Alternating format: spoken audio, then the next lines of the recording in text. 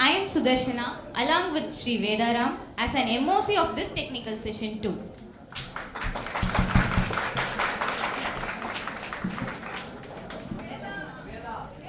Hi everyone.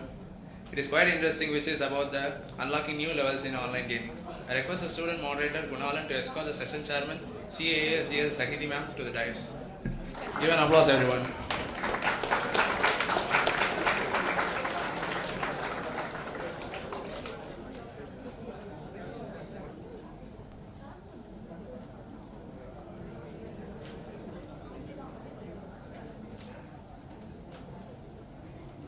I request CA Sangeeta ma'am to felicitate the session chairman.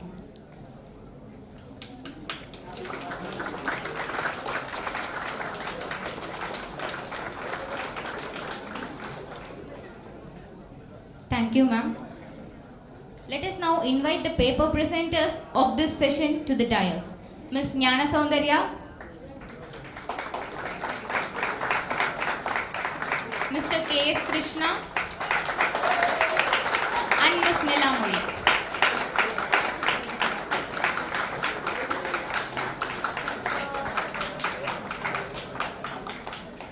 I request student moderator Gunalan to give an introduction to the session chairman of this technical session.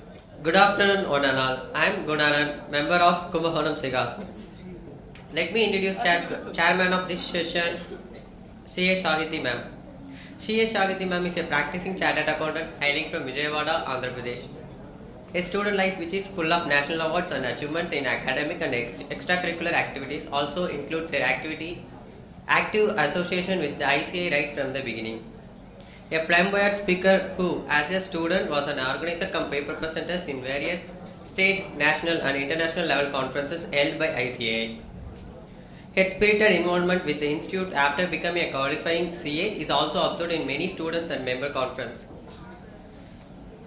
Coming from a family of poets and popular authors, she is gifted with a profound writing skills. She bagged various awards exclusively in the field of writing and has penned various poems, articles and short stories in her mother tongue, Telugu and also in English.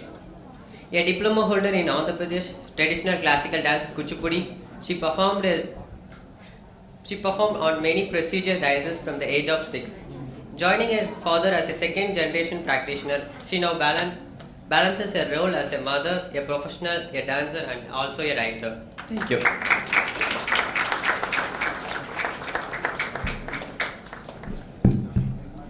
Thank you so much. I didn't half understand that, and that was a very bad photo of mine.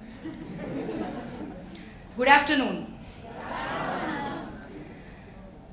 So, I'm CA Sahiti, now a practicing chartered accountant. Once upon a time, a paper presenter like them, an organizer like them, and one of the listeners like you. It's a privilege for me to stand here before you as a member of the institute and see the August gathering here. So I too, like you people, had a very good lunch. Like you, I'm also feeling very, sleepy? Bored? Uninterested? No, definitely not. Because this is such an interesting session. I have attended various seminars, whether it be student or member conferences. Many a times the taxation subject is always something which, the topic will be which we know in day-to-day life. Either we prepare it for exams or we do it in our articleship, we see it in our offices daily. But this is such a new and interesting topic today. The session is certainly going to be very, please tell me. Yes. It's going to be very interesting. Let's start?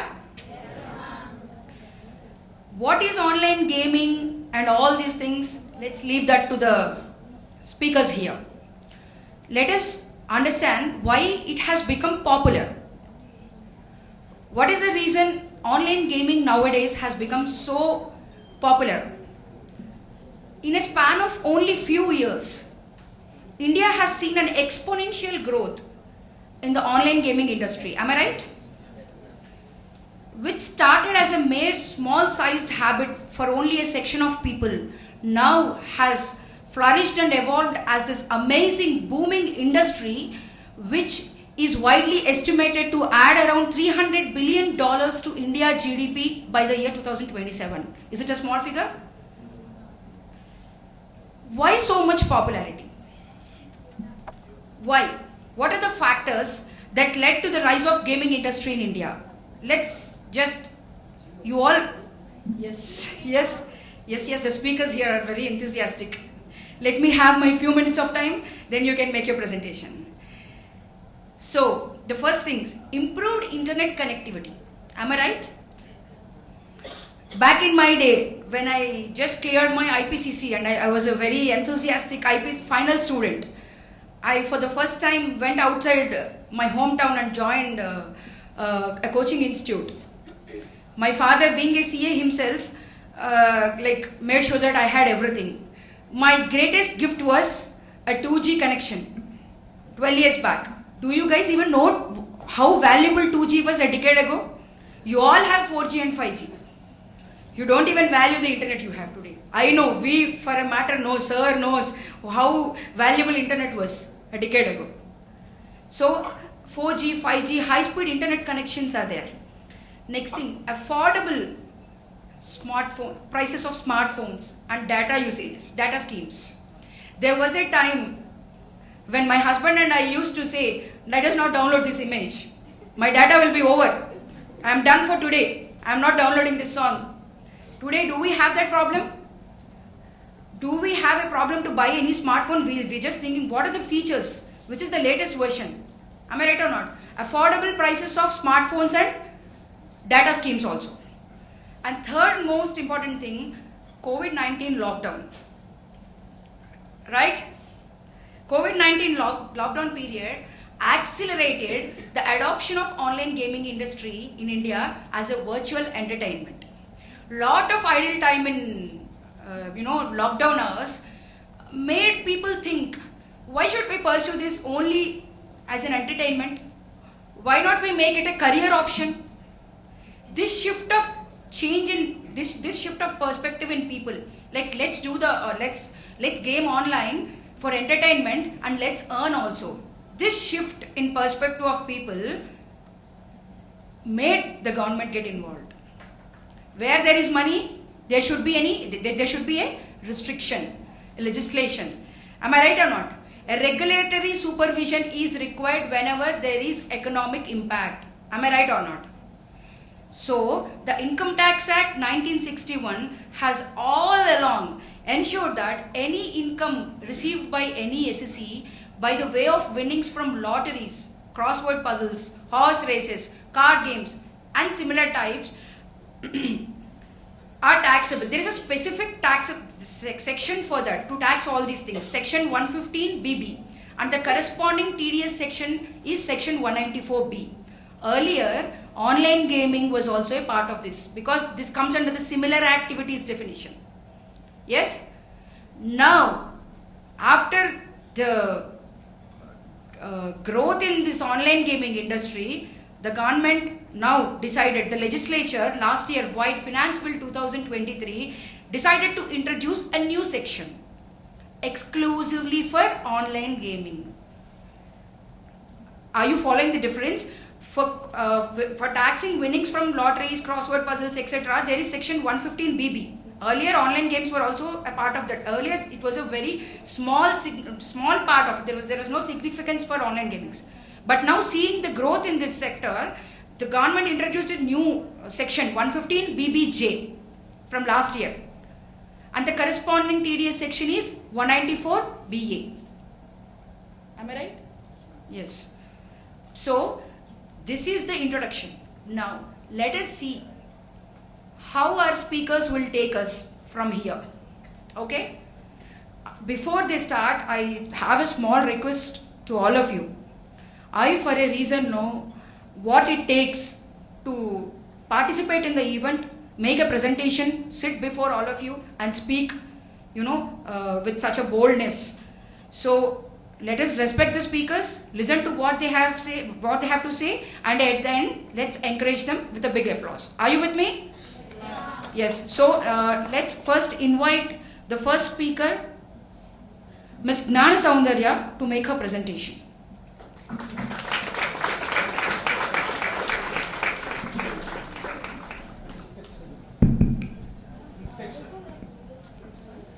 Let us discuss the rules first.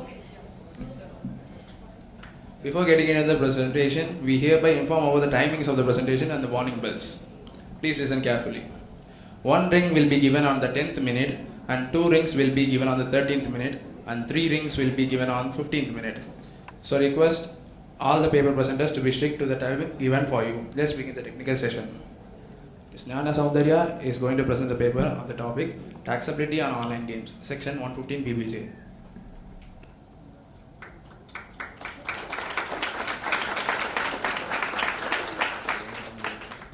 Good afternoon to everyone present here. I am Gnana Soundarya from Karur. Today I am going to present an overview on Taxability on Online Gaming, Section 115 BBJ. Good afternoon, friends.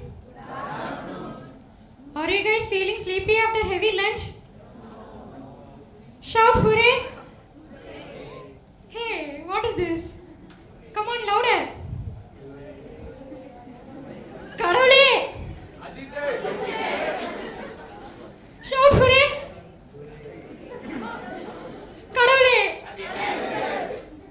Be attentive, guys. At the end of this section, I will surely ask questions, and who answers my questions will get chocolates. Be attentive. Yeah, I am going to present my session on Taxability on Online Gaming, Section 115 BBJ. Balancing innovation with responsibility. These online games are innovations that we find on our recent days. We should balance it with our responsibility by taxing it. Do you all know that India is the second largest gaming market in the world after China, with 442 million players? This is growing significantly on day to day and contributing significant amount to our economy. Let's see how much does it contribute. Online gaming sector had contributed about 2000 crore revenue in financial year 2021, and with implement of 28% GST, it has had a growth of 412% in last 6 months. This was introduced on October 2023. This sector had also attracted foreign and domestic investments of around 22,931 crores within the financial year 2024. And this sector had also created job opportunities for around 2.5 lakh, and it's going to create 8 more job opportunities within 2025. Okay, first let's know what is online gaming. Online gaming is the game which we play through internet, and the users need computer to access it. The growing popularity in these games also raise concern about addiction, mental health, financial fraud, privacy, data corruption, and tax evasion, etc. Okay, now meet my friend Vicky. He also plays online games as his hobby. He have many doubts in the section 115 BBJ. I am his tax consultant. I am going to explain some few case studies to him. You are also going to join with me. Let's see overview of section 115 BBJ. Section 115 BBJ was introduced in the financial year 2023 under Income Tax Act 1961. This session was introduced to give a clarity on income earned under online gaming. In this session, flat rate of 30% was taxed on the net winnings. Net winnings means after deducting the stake or entry fees. Okay, let's here see an example. If an individual who won rupees 1 lakh through online gaming platform, after depositing an amount of rupees 10,000, then he will be taxed rupees 27,000. That is after deducting his deposit of rupees 10,000 from his winning 1 lakh. That is called net winnings. This session is to make clear about the winnings amount that we gain from the online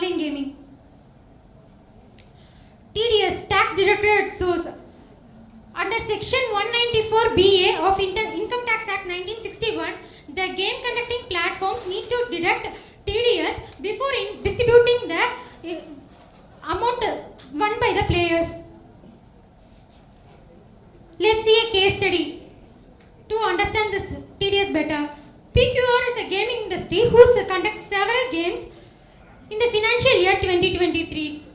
Total winning need to be paid to the players is rupees 20 crores. How much does they need to pay after TDS of under section 194BA? The game conducting platform should deduct 30% of TDS, that is around 6 crores, and need to distribute 14 crores to the players, and they need to pay this TDS which was deducted to the government. Let's see whom does this section 115 BBJ applicable. This section 115 BBJ was applicable to all the assessees such as individuals, HUF, body corporate, entities, firms, etc. who win money from online gaming. Let's see a case study here. Company Gaming XYZ Private Limited online gaming platform which conducts skill-based games earned revenue of rupees 10 crore. Total winnings need to be paid to the players were rupees 7 crore and their net earnings for the year was rupees 3 crore. Their taxable income was the tax TDS which they need to pay was 30% on 3 crore, that is 90 lakhs. I am saying this that because this section 115 BBJ was also applicable to the platforms who conduct this online gamings. No set-off or carry-forward losses. In this session, if we don't have any set-off or carry-forward losses. If we have any loss during previous year under any other head, we cannot set off here. This session does not allow any set-off or carry-forward losses. Let's see a case study for this. Mr. White is a gamer who plays several games. In the financial year 23 and 24, he earned around rupees 5 lakh from an online game, online casino, and he also lost rupees 2 lakh in last financial year. Can he set off his losses? No. This session does not allow any set off losses.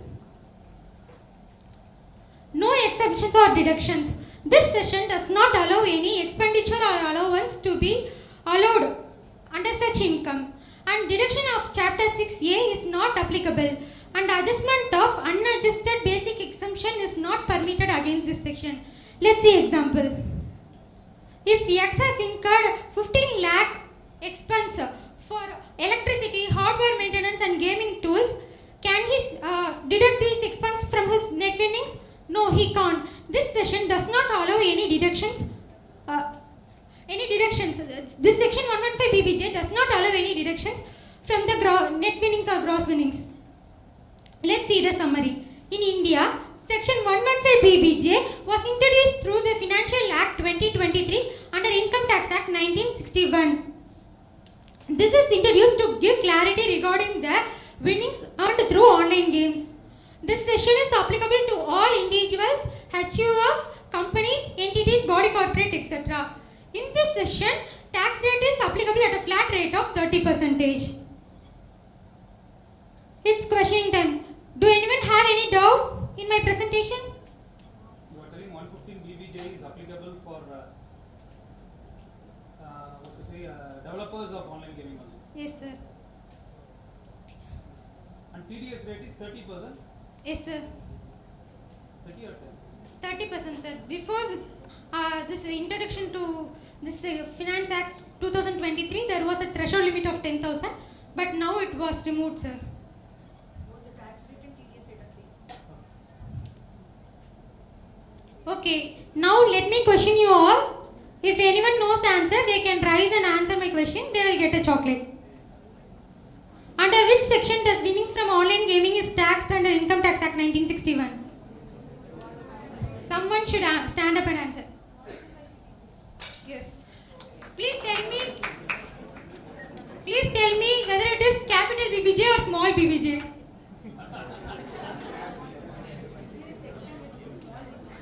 No, ma'am, it should be capital BBJ. No. question. What is the flat rate at which winning from online gaming is taxed under section 115 BBG? Someone stand up and answer.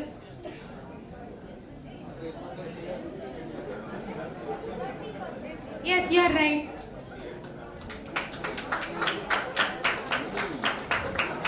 Third question. On what income taxation is applied on winning from online gaming under section 115 BBJ? We have two options, whether it is net winnings or gross winnings. Okay, actually I am asking these questions to check whether you all are attentive, and also I want to know who is willing to stand up and answer. That's why I asked. Thank you everyone. Answers for this question. Wait. This QR code is not UPI QR code. You should scan and give me feedback. Hey, I need feedback. Someone scan. At least 10 people should scan.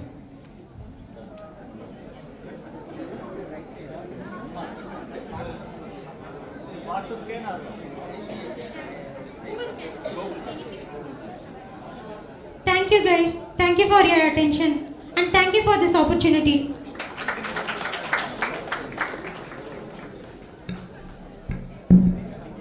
Thank you, Ms. Jnana Soundarya, for your informative presentation. Let's call upon Mr. K.S. Krishna to present a paper on the topic specific provisions regarding tax deduction 194B.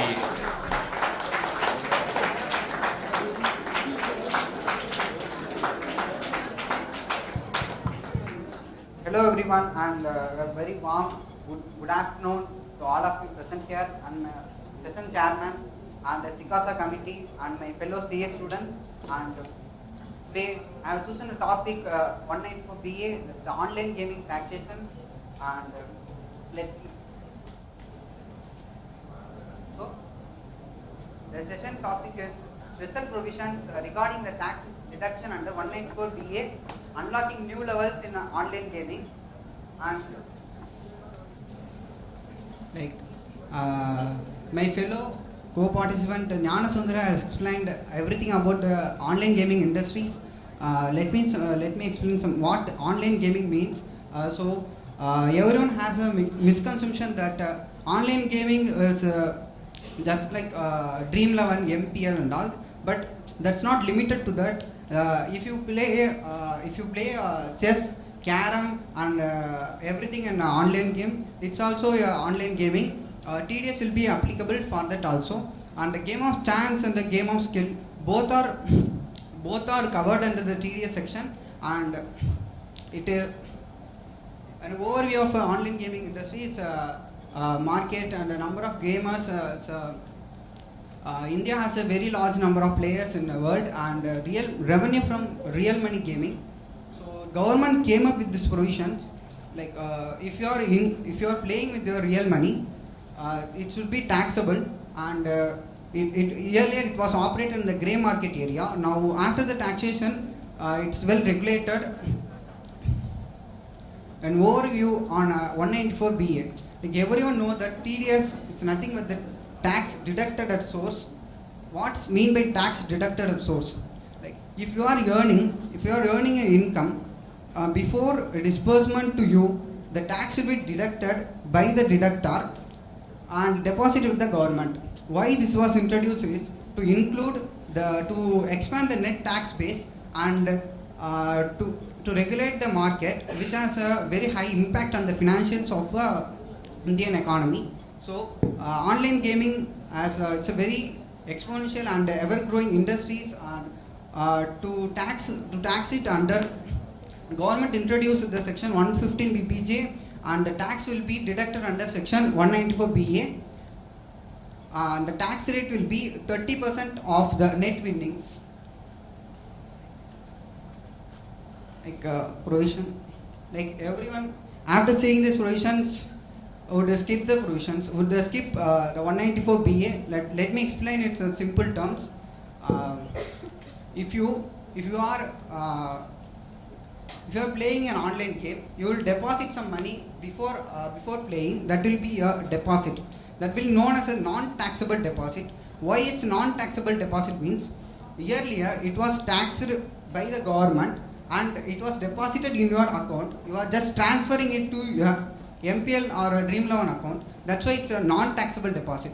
If you are winning 1 lakh prize, 1 lakh winnings by depositing 10,000, the winnings will be 1 lakh minus 10,000. The taxable will be 1 lakh minus 10,000 into 30% with a tax liability, and it will be deducted by the online gamer and will be deposited with the government.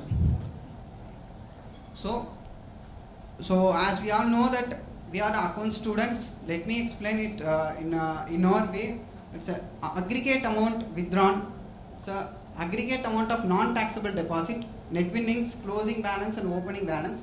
Aggregate amount withdrawn means normally TDS will be deducted at the time of payment, but this provision, the TDS will be deducted at the time of withdrawal of your net winnings from the account or closing balance at the year end. So the opening balance will be if you have any balance earlier, that will be carry forward in the opening balance. The closing balance will be if you are winning 10,000 and withdrawn 5,000, closing balance will be 5,000. In a numerical way, 15,624 you have deposited 4 lakhs and you have withdrawn 5 lakhs.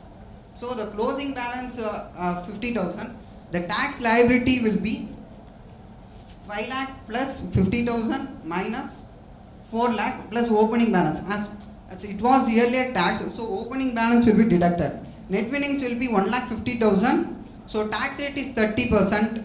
And I want to answer from all of you, what's the tax liability will be? As a net winnings is 1,50,000, tax rate is 30%. Anyone willing to answer can raise a hand and answer.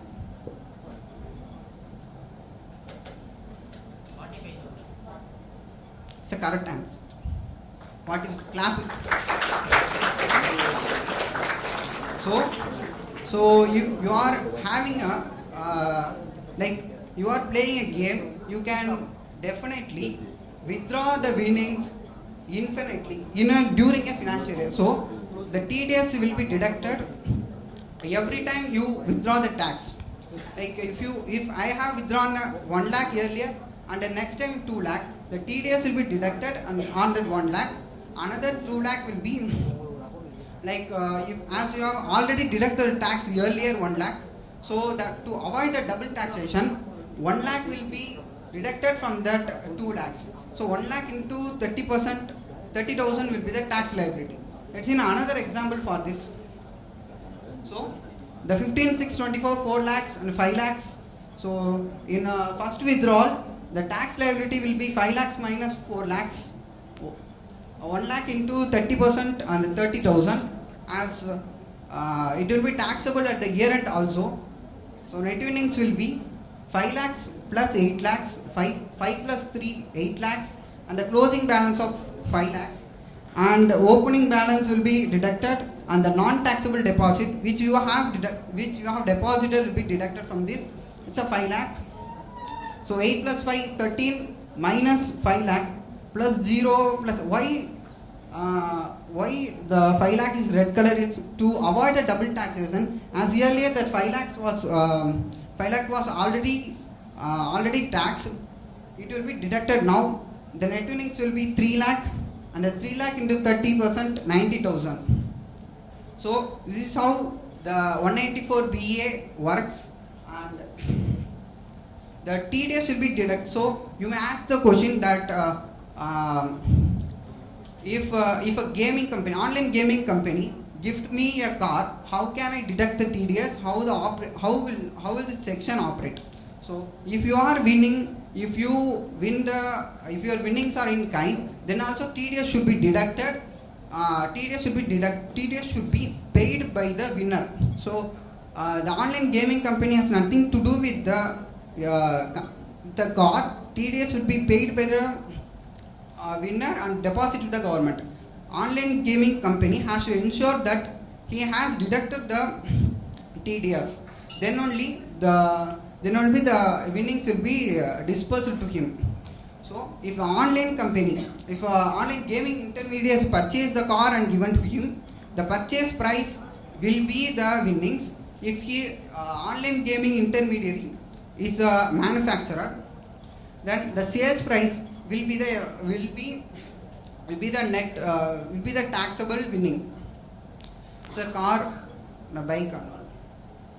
So, as you all know that every time, not everyone who is playing the online game, everyone, Dream 11, MPL and all, and many other online games are there. Not everyone wins in crores and lakhs.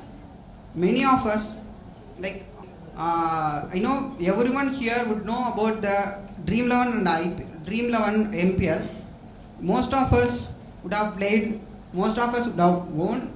Many many would have won 8 rupees, 10 rupees and all. So government came with the relaxation, as there is as many players are earning very insignificant amount.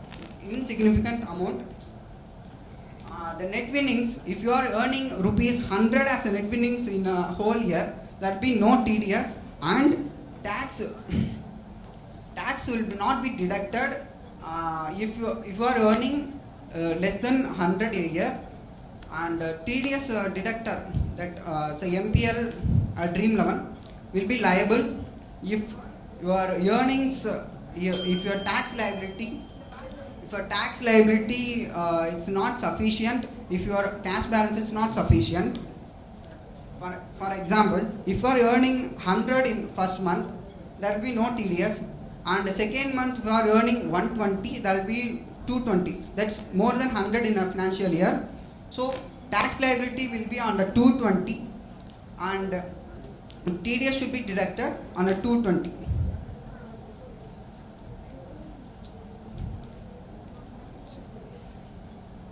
So taxability and the refund of TDS. TDS is nothing but you are paying in advance, like year end the tax, self-assessment tax, the TDS credit will be adjusted against your tax liability, and to get the TDS refund, you should file a ITR 2 or ITR 3. As it's a special rate income, you should mention the taxable income under 115 BBJ. The liability will be calculated, and automatically 87A rebate also applicable. 87A rebate also available if any, and TDS credit will be adjusted, and the refund will be credited to your bank account. Like so, if you are playing a metaverse game and metaverse game and earning a Bitcoin, it will also come under 194 BA. The TDS should be deducted at 30%, and it will be if a non-resident plays a game. If a non-resident play a game and the winnings is and he wins the game, the TDS will be deducted at 30%. The 194 BA will override the sections 194R and the 194S.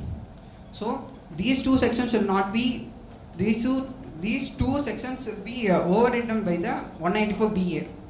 So if a foreign company has online gaming presence in India, it should also deduct the TDS at the rate of 30%.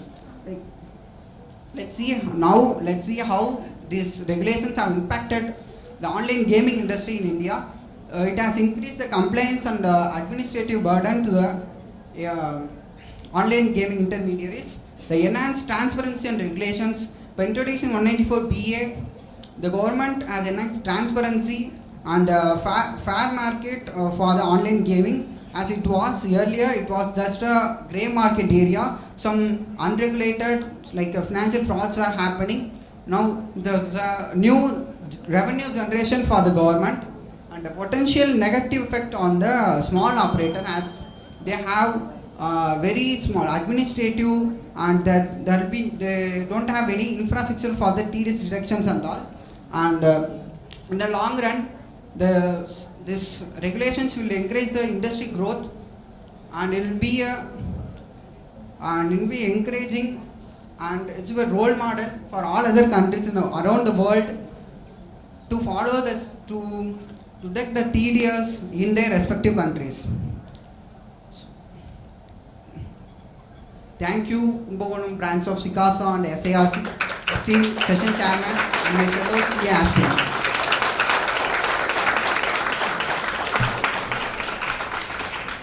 Thank you, Krishna, for your wonderful presentation. Let us now call upon Nilamuri to present a paper on the topic Online Gaming, Impact on Indian Economy and Challenges Associated with it.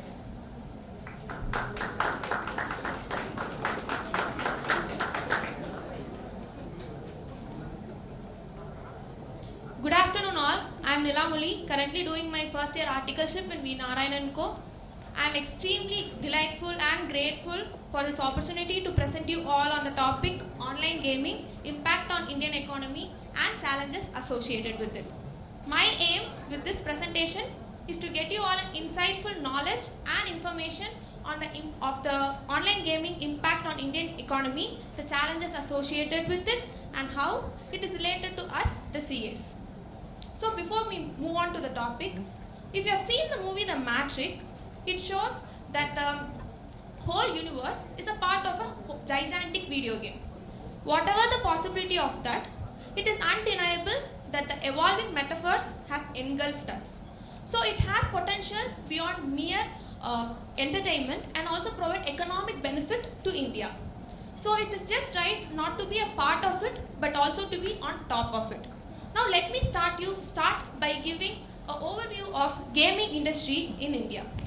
What is gaming? Gaming is an active form of entertainment and also interactive when it is multiplayer. So it acts as a platform for players to interact and socialize with each other. The growth of gaming industry in India has been catalyzed by various factors such as smartphone adoption, wide internet access, and also rising of gamers and streamers who are attracting larger fan bases to it. So now India has become one of the largest gaming market in India, in world, and also it has led to emergence of gaming companies and startups. So the government has now recognized that the animation, visual effects, gaming and comics industry has the potential to boost employment among the youth of the nation. So what impact does it have on the Indian economy? So first is the industry size. Domestically, so the online gaming industry was worth US $0.54 billion in 2016, which has raised to $2.6 billion US in 2022, and it is expected to reach $8.6 billion US in 2027 at a growing rate of 27%. Next is the number of gamers. The number of gamers in India is around 50.7 crores, out of which there are almost 12 crore players who are paying gamers. Next, what are the employment opportunity does it provide in the Indian economy? First is the Indian gaming industry has a workforce of about 50,000 people, out of which 30%, that is 15,000 people, are gaming developers and programmers. It also has a rising demand of 50,000 to 80,000 job roles, including artists, web developers, web programmers, and customer support. Next, moving on to one of the important impact it had on the Indian economy, that is the startup impact. Now in India, there are about 1,162 gaming startups and 248 gaming companies, and almost about 5,468 Indian gamers are present in gaming publishers are present in Google Play Store, offering 19,518 games across all categories. Next, moving on to the driving force behind this growth. Who are the driving force behind the growth of online gaming industry in India? It's us, the youth. So let's explore the impact of India's youth on online gaming industry. About 60% of the gamers are people from age of 18 to 34 who are spending almost 8 hours weekly in these gaming activities, with a significant spending power of $25 per month for these in-game purchases. Not only it has impact on the Indian economy, it also has led to some technological advancements, which includes innovation, infrastructure, digital infrastructure development, and most importantly, the skill enhancement it has brought among the youth of the nation. Till now I have told you about the impact it has on the Indian economy, the technological advancement it has. Now let's move on to the impact of GST and tax legalities on this online gaming industry. First, let's start with GST. Prior to this, we had a GST of 18% on online gaming, which has raised to 28% now. This has led to a significant transmission in taxation policy. The online real money gaming sector has witnessed a growth at a rate of 28% from 2020 to 2023, with a market value of rupees 16,428 crores in 2023. It also is estimated to have a growth rate of 15% with a market value of rupees 33,243 crore by 2028. This growth has been fueled by the investments from both domestic and foreign sources amounting to 22,931 crores between 2020 and 2024. This change in GST from 18% to 28% has also had some negative impacts in the industry. First, the consumer shift to offshore platforms. There has been consumer shift from online gaming industries to other offshore platforms, and also gaming startups has become unviable, leading to job losses, and ultimately there is overall degrowth of the industry. Moving on to the tax implications on the online gaming industry. As my friends earlier told, there was the income from the winnings from card games, crossword puzzles, and any other game which comes under income of other sources will be taxed at 30%, and also there was a threshold limit of 10,000 for TDS. Now we have new tax rules. It is section 115 BBJ and section 194 BA. So this is applicable from the assessment year 2024 to 25. Based on this, 30% of tax will be taxed on the net winnings that we get from the online gaming industries, and also TDS will be 30% on the net winnings we obtain from online gaming industry. So this is one of the most important element in my presentation. What we CA contribute to the online gaming industry.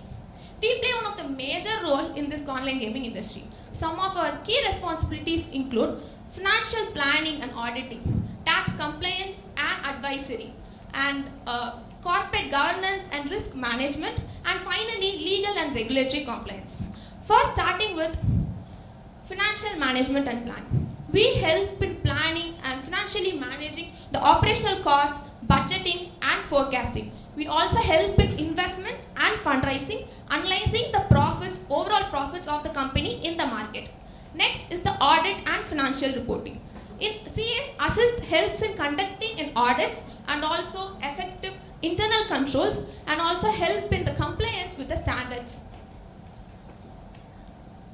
Moving on to one of the major responsibility we have in this industry, which is anti-money laundering and know your customer compliance. So before me telling this topic, I have to give you an outlook of this. So money laundering is something, the process of gaining income from illegal activities. So this anti-money laundering compliance was introduced as to. So let me first tell you a story on this. Let's take a person here, namely Darshan. He is doing something illegal. He has got money from that illegal activities. Now he has some money. So he can't directly account it to the government saying that I have got this from the illegal market. So what he does is, he goes and put this money as virtual currency in an online game. Obtain income from that game and account it to the government as the winnings from online games. So this led to many money laundering and financial scams. So that's why government enhanced this GST and tax laws on this online gaming.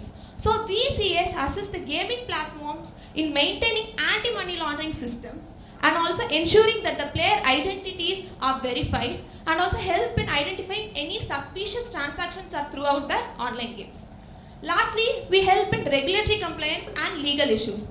We ensure that the companies are following the regulations and advise on legal structures, and also mitigate legal risks through strong governance. Till now I have told you about the brighter side of the online gaming industry. Moving on to the darker side of the online gaming industries. There are several challenges that is associated with online gaming. First is one of the most common and most important one is the addiction and health problems.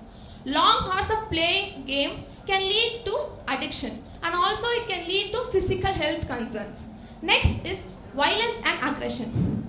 A best example for this is PUBG. PUBG was banned in India because of the violence and aggression it created among the youth, which led to many mental health issues. Third is cyber security and data privacy risk. As most of these games contain our data, it can lead to cyber security and also data privacy risk. Next is the regulation and governance. This online gaming industry struggles with this challenge because it contains our data, private data about us, and also the national security concerns. Last and also one of the major challenge associated with this is digital divide and accessibility.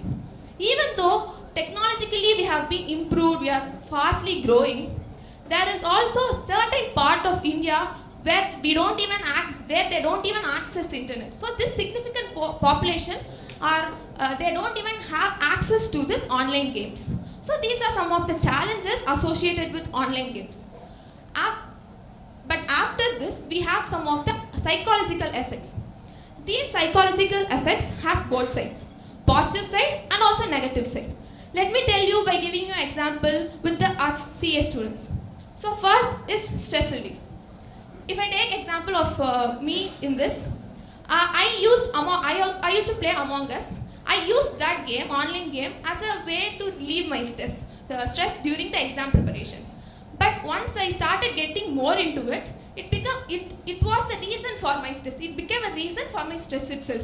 If I didn't win a game, I used to go and not read the whole day, not study the whole day. So it can also be a stress relief, also be the cause of stress. Next is time management.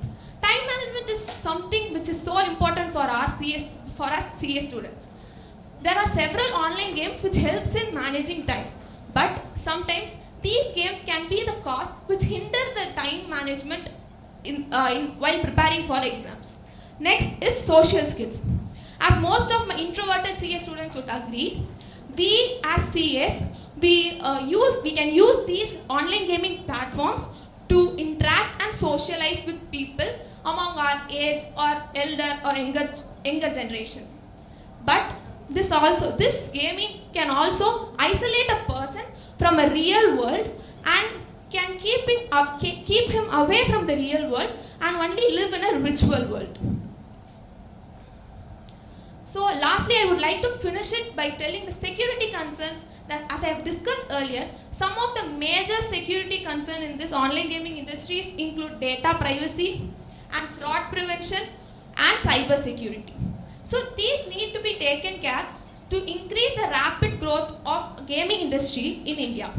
So gaming has now become one of the few industries that helps India to generate business value, spurred innovations, has led to employment, has led to major upskilling in the world. So now the government and also the companies need to come up together and make certain strict regulations so as to provide a sustained sunshine. Thank you all. Thank you for listening to me. I appreciate the opportunity given to me. Thank you.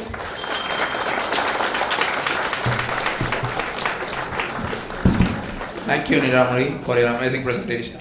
Now, I call upon the session chairman to give us a feedback, response and wisdom words to the paper presenters and for all of us.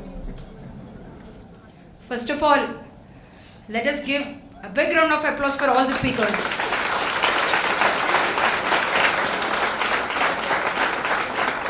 This is not as easy as it looks.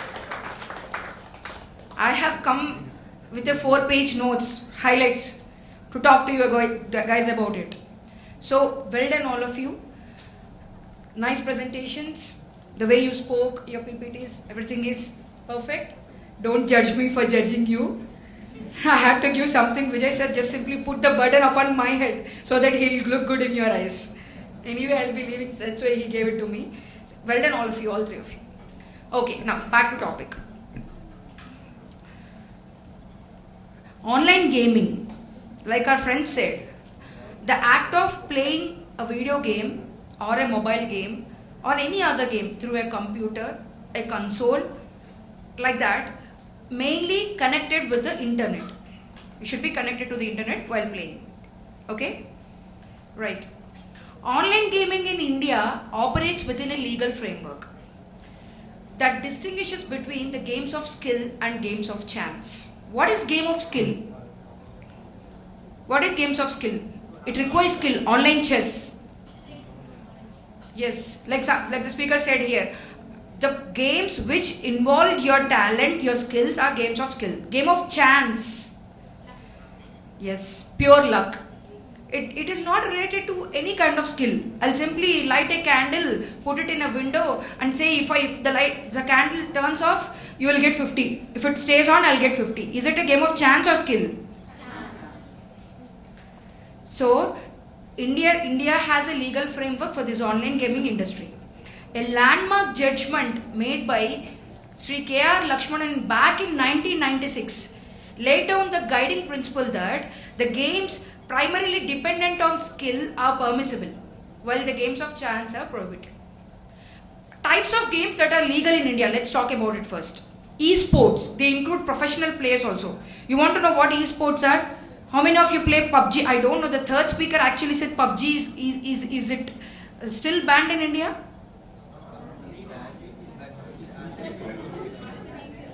Yeah, because my brother plays it every day. I was confused whether it is really banned or not. FIFA, it's a e-sport. Fantasy sports, many of you must have heard about it, right? Fantasy sports, Dream 11, how many of you played? Sorry, we are CA students. I forgot about it. Sorry. Fantasy, you know about it, right? Dream 11 is a fantasy sport. Skill-based games, online chess, online caroms, all these are skill-based games. These are all legal in India. What are illegal in India? Who plays blackjacks? Good people. It's a game of chance. Vignesh is raising his hand. I don't know why. To me? Okay. Yeah. Sports betting. Do we know the outcome? It's simply a game of chance. They mentioned game of skill versus game of chance. I want you to understand the difference. Okay. Back to the topic. 115 BBJ. Let's not. This is a kind of topic where if you divert even a bit, you'll just go along a different stream. 115 BBJ. Okay, it is introduced from last year. Everything is they whatever they told is correct. Any winnings from online games, permissible online games, are taxed at 30% rate under the head. Not the speakers, audience, please. Under which head these winnings from online games are taxed? Why? Like we discussed earlier, section 115 BB, winnings from lotteries, crossword puzzles, races, card games, under which head these incomes are taxed? Other sources. Online games is also a similar sort of game, that's why it is charged under the head income from other sources. It is taxable at the rate 30%, TDS also at the rate 30% only. Same, don't get confused. Taxable rate 30%, TDS rate 30%, same. Let's discuss the point of taxation. What does it mean? Suppose you're working somewhere. You all know that TDS is made for salary, right? When do they make it? Whenever they pay you, right? Just like that, TDS will be deducted, like Krishna said, I guess, in his presentation. Whenever a player withdraws his money from his user account. What is user account? None of them discussed. But every one of you knows it. Whatever gaming platform you use, online gaming platform you use, you must be registered on it, right? You should use an account. That itself is a user account. You put money in that, you withdraw money from that. So that itself is a user account. Whenever you withdraw money from your user account, or suppose if you didn't withdraw any money, if you haven't withdrawn any money, then the end of the year, whichever comes earlier, is the point of taxation. Then they'll make the TDS at the rate 30%. Okay. I just want to make one small correction. There is no concept of 100 rupees now, because there are no small gamers. The reason why this topic is put up for discussion today, online gaming industry has evolved. So just straight away making TDS and all charging it 30%. I just want you guys to know that one of you mentioned it 100 rupees, right? So that's it. Okay. You have already seen well explained by our speakers, net winnings and all. Krishna gave so many slides to us. I'll simply tell you one thing, okay? Because I'm a practitioner. So few years back when I was a student, I would have gone to, okay fine, I have to remember all this because this will come in my final examination. If a client comes to you saying, I have this winnings from online game, I don't know how to calculate the tax. First of all, you should arrive at net winnings, right? Because 30% on net winnings will be taxed. How do we get the net winnings? Our principal will be asking, do it, and you don't know the theory. You don't have the time to learn. You simply download the AAS or 26AS. You will get the net winnings there. You all know what AAS means, right? You all know how to access it, right? You will get it in your 26AS or your AAS also. That itself is the net winnings amount. Okay? No threshold limit is applicable for tax rate. That's the next point. Actually, all of you said that the tax rate is 30%, but none of you mentioned that there is no threshold limit. Do you guys remember the special taxation rate concept? It's the same concept here. Suppose I have a gross total income of 2,40,000. Do I fall under the basic exemption limit or not? My income is less than 2.5 lakhs. Yes. Do I have to pay the tax? Suppose I have 20,000 rupees winnings from online game. Even though I am below the basic exemption limit, that is a special rate of taxation, I will be charged 30% tax rate. Okay? That's called special rate of taxation, special taxation rate of 30%. Clear? That's one point. But you get rebate under section 87A, they said. Okay? What is rebate? Just a small example, a screenshot of what actually the second speaker, I think you shared it. Suppose, let us consider I have an income of 2,50,000. Okay? Everything is online income. I don't have any other work else. I'm not a chartered accountant. I simply sit at home and I shout winner, winner, chicken dinner every few hours. Okay? So, how much tax do I have to pay? My income is 2,50,000. Entire income is income from online winnings. How much tax should I pay? 2,50,000 into? That is 75,000. Right. Okay? But I have already, the payer has already deducted tax at 30%. TDS is made, no, already. TDS is made at 30% on 2,50,000 already. So, 75,000 TDS credit is there, 75,000 I have to pay. So, that 75, this 75 set off. There is nothing to pay, nothing to gain, no refund. Am I right? No. There is rebate under section 87A. In new taxation regime, up to an income of 7,50,000, a maximum of 25,000 rupees is allowed under section, as rebate under section 87A. Now, let's go back. I have to pay a tax of 75,000. I have got a rebate of 25,000 because my income is less than 7,50,000. So I can claim rebate under section 87A. So the net amount is 50,000, right? I just made this mental calculation. I saw your screenshot. 52,000. You got it from somewhere, I guess. Yeah. So 50,000. So cess on the 50,000, 4%, 52,000.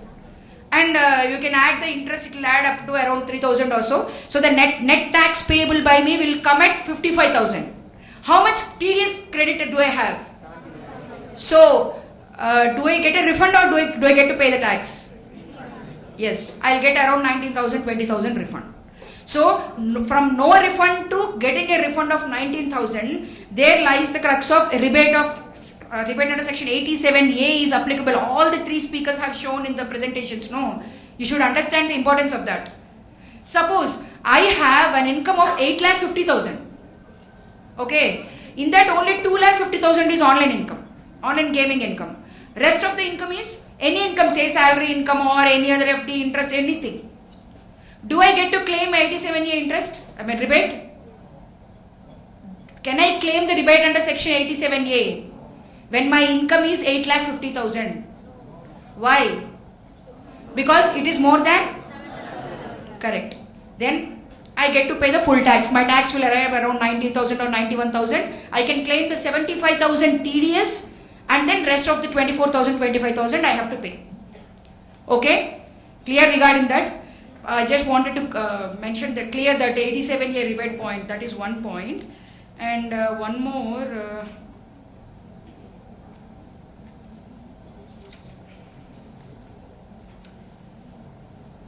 Yes. We all file income tax returns, right? People earning income from online gaming should also file ITR. Can any of you, one of the speakers actually mentioned which form of ITR should we file? Why not 1 and 4? Why not 1 and 4? Because as per the new provision, ITR 2 and 3, I told you no, special rate of taxation at 30%. That will be taken in ITR 2 and 3 only. If you have business income also, you can file ITR 3. If you have only online gaming income or added with any house property income or salary income, you can go for ITR 2. If you go for ITR 1 or 4, it will take at normal slab rates. Is that correct? Because the special rate should be applicable on the as tax rate for income on income from online winnings, right? So for ITR 1 and 4, it will take calculated normal rates. It will be entirely wrong, and you will get notice definitely for sure, and penalty will be attracted also. Instead of getting more refund, I mean, whatever the reason may be for getting refund or any other reason, if you file ITR 1 or 4 or wrong filing is done, you will definitely get notices. As our third speaker actually discussed the role of chartered accountants, you should make sure that legal compliance is met perfectly. One of your friends come to you and say that I have earned like a 4 lakh income, I suddenly got, I don't know how, overnight I got 4 lakh income. I should file my ITR. You should say go for ITR 2 if you don't have business income, or 4. You should be able to explain all these things. Okay? So those are the few points. Yeah, one more point. What if the winnings are in kind? He mentioned no.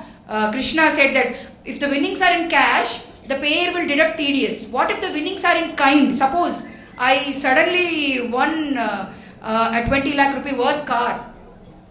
Okay, the market value is 20 lakh rupees. On that I have to make a 30% deduction. I have to pay the organizer first. Otherwise the organizer will get the burden of paying the TDS. I have to pay it first, then only I can claim the car. If the winnings are in kind, suppose the winnings are in cash and kind both, what do you do then? Yes, cash 30%, and for kind you arrive at the market value, you pay the organizer first and then get your winnings. Okay? Okay, so the first two speakers, they have covered 115 BBJ and 194 BA actually in a very nice way. Now, coming to the third topic, the impact on Indian economy. Impact is always two types, positive and negative. Let us see what are the positive impacts. Like she said, CAGR, remarkable CAGR of 28% by the year 2028. Right? That is one positive impact. Promising projections. Estimates suggest that industry's revenue could reach around 33,000 plus crores of rupees. Is it a small figure? And one more interesting fact for you guys is, we are discussing like Indian online gaming industry has grown this much like that. You will be amazed to know that the share of Indian online gaming in the global gaming revenue is only 1.1%. Imagine the untapped potential. Imagine the opportunities. If that area is explored, imagine the ample room for exposure. So it is one of the positive impacts which can benefit the Indian economy in a huge way. Also, this online gaming industry is in alignment with Digital India mission. The Prime Minister of India has introduced so many missions, right? Even he met with 7 of the topmost gamers in India recently. Many of you must know it. he has the Prime Minister of India has the vision of establishing India as a prominent global gaming hub. The recent interaction with seven of the most topmost online gamers in India shows this only. Now India's online gaming industry is an important part of India's decade. That is, what is our goal? $1 trillion economy, right? So the online gaming industry is going to play a very important role in achieving that goal. The government is working for that. Many of them are tapping the unexplored areas. So as professionals, we have to know what the compliances should be.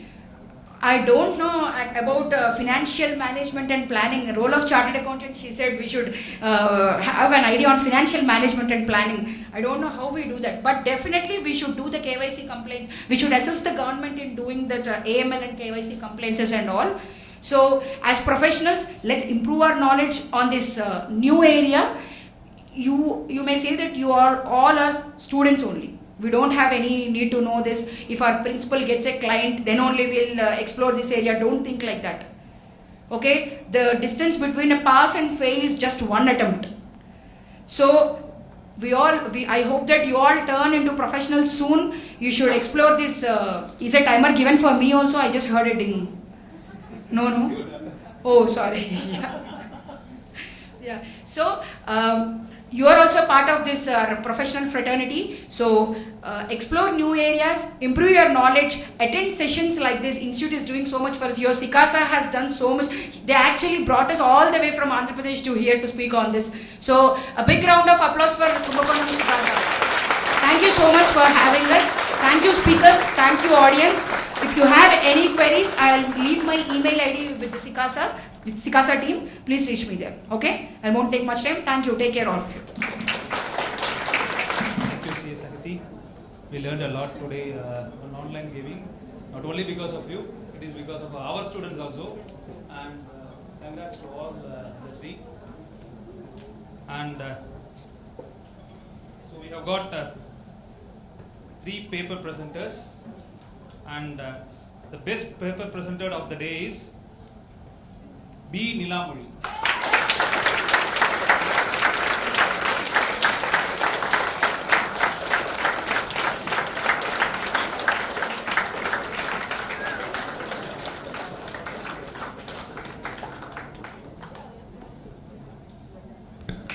Let's give a great round of applause.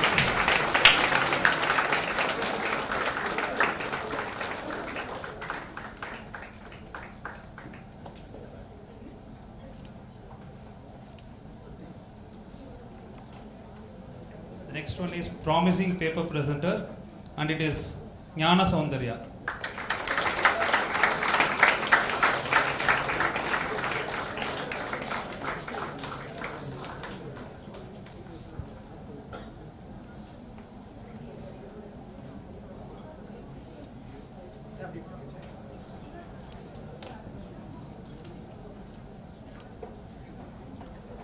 Krishna, please come to the stage.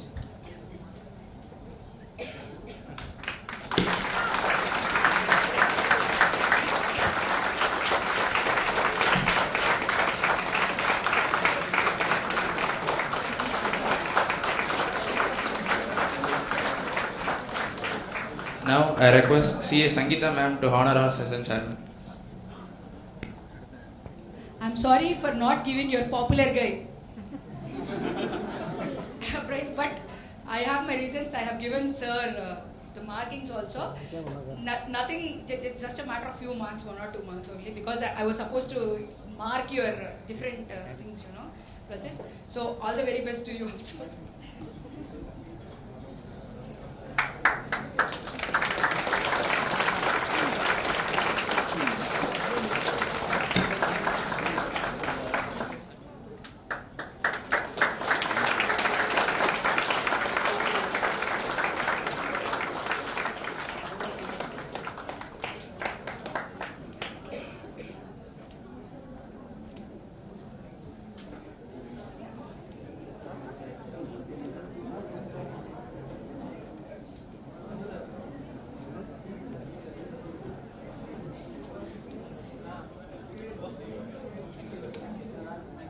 this session. Let us discuss something. Yes. How is the first session? Do you enjoy it? What did you learn actually?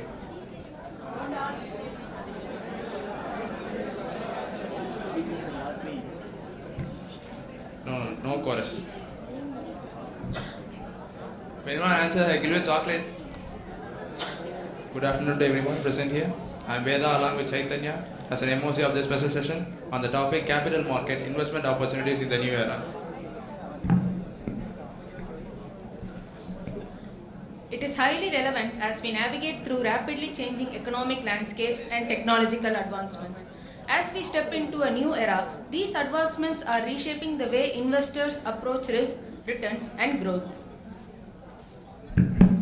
I request the student moderator, Mr. Darshan, to escort the session chairman, CA Kaushik Mukesh sir, to the dais and to give an introduction of the Welcome, sir.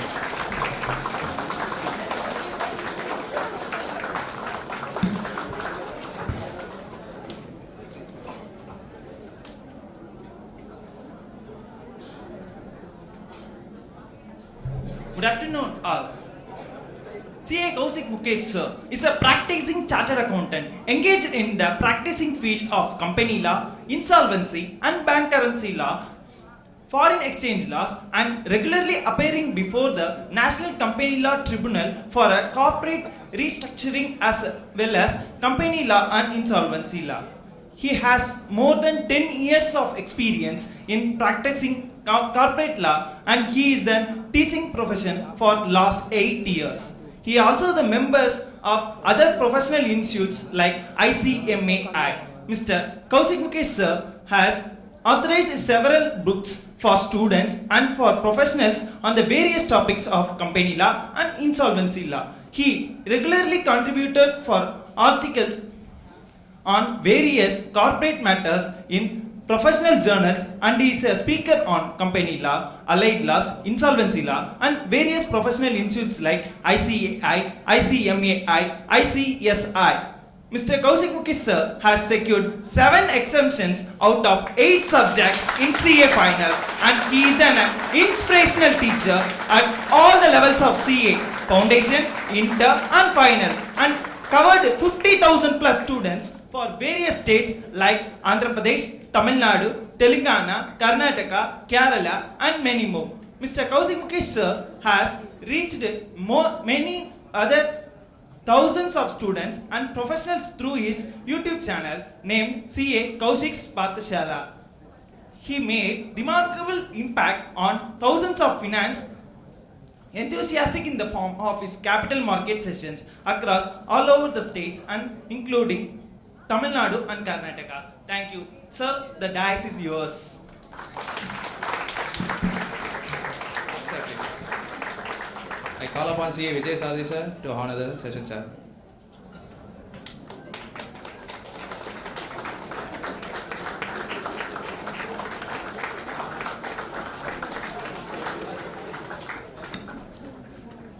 I request the session chairman, CA Kaushik Mukesh sir, to take over the stage. So very good afternoon everyone. So as they said, myself I am CA Kaushik Mukesh, maybe known to some. So today in this session we are going to have a very quick overview of the capital markets and how they operate and what are all the investment avenues that are available for both students as well as for the professionals as well as for Mukesh Ambani as well. So these are all the investment opportunities from a beggar to a billionaire. And it makes per se as well, a beggar to billionaire, a billionaire to beggar as well. So the investment is one of the most important structural finance model that everyone has to inculcate among us. The point is as to where to make our investments within India. I am not talking about any foreign investments. I am talking about within India. How well we can plan our investments in stock markets. Are really the stock markets safe? Really can we invest in stock markets? Are they really having a safety of investment? So that's what we are going to understand in the today's session. So let's have a full clarity on what are the real numbers that we need to look into when you make investments, whether in the stock markets, whether in the bitcoins, whether in the cryptos per se, if not bitcoins, whether in the form of bond market, mutual funds, derivatives, futures and options. In all these things, which is the most promising way we can get the returns out of it. First, conclusion number 1. Don't make your money to put into futures and options if you don't know markets well. Conclusion number 1. Why? You can see there, point number 1. So the first one. So the first important thing one should understand is the rate of return perspective. By the way, everyone, answer one question, a simple question only. I am not going to ask any exam question for you now. Point is, whenever we make an investment, whenever we make a venture, put our money somewhere, what we expect out of it? Arey, loudly, huh? Very bad response. Yes, it's a return. Whenever a person makes an investment, something for the investment made, he should get some return. Without a return, we will not return back. Yes or no? Yes. So, we should get something in return. Or else it is a nonsense. Yeah? Why to make investment if there is no return on doing something? Yes or no, everyone? So, every person who put their money somewhere will expect something in return. That will be called as a return on your investment. So you can see the screen once. Tell me, when you make investment somewhere, we will expect some return out of it. How much return you will expect? If I ask a question, people say I want 6%, I want 7%, I want 10%, 15, 20, like that, the money will go on. The percentages will rise. But how come these percentages are calculated? Or I will ask a question this way. If at all a student like you maintains a savings bank account, you maintain a savings account or not? Where your money, that little amount of money, that can be as low as 100 rupee, that can be as high as somewhere around in lakhs. As a student, you are putting your money in a savings bank account, earning an interest of around 3%, not more than 3, 2.5, 3, 3.5 max. So maximum extent 4% is the interest rate that will be paid on the savings bank. Is it really worth keeping your money in your SB? Is a question number 1. Is it really worth? Am I doing justice to the amount or money that I am having in your bank account? So the answer is definitely a big blatant no. You are not justifying the amounts because savings bank account will give you hardly a return of 3 to 4%. You are doing injustice to your amount. Reason? You can see there. This is the balance sheet of RBI. 2019 and 2020 balance sheet. Whose balance sheet?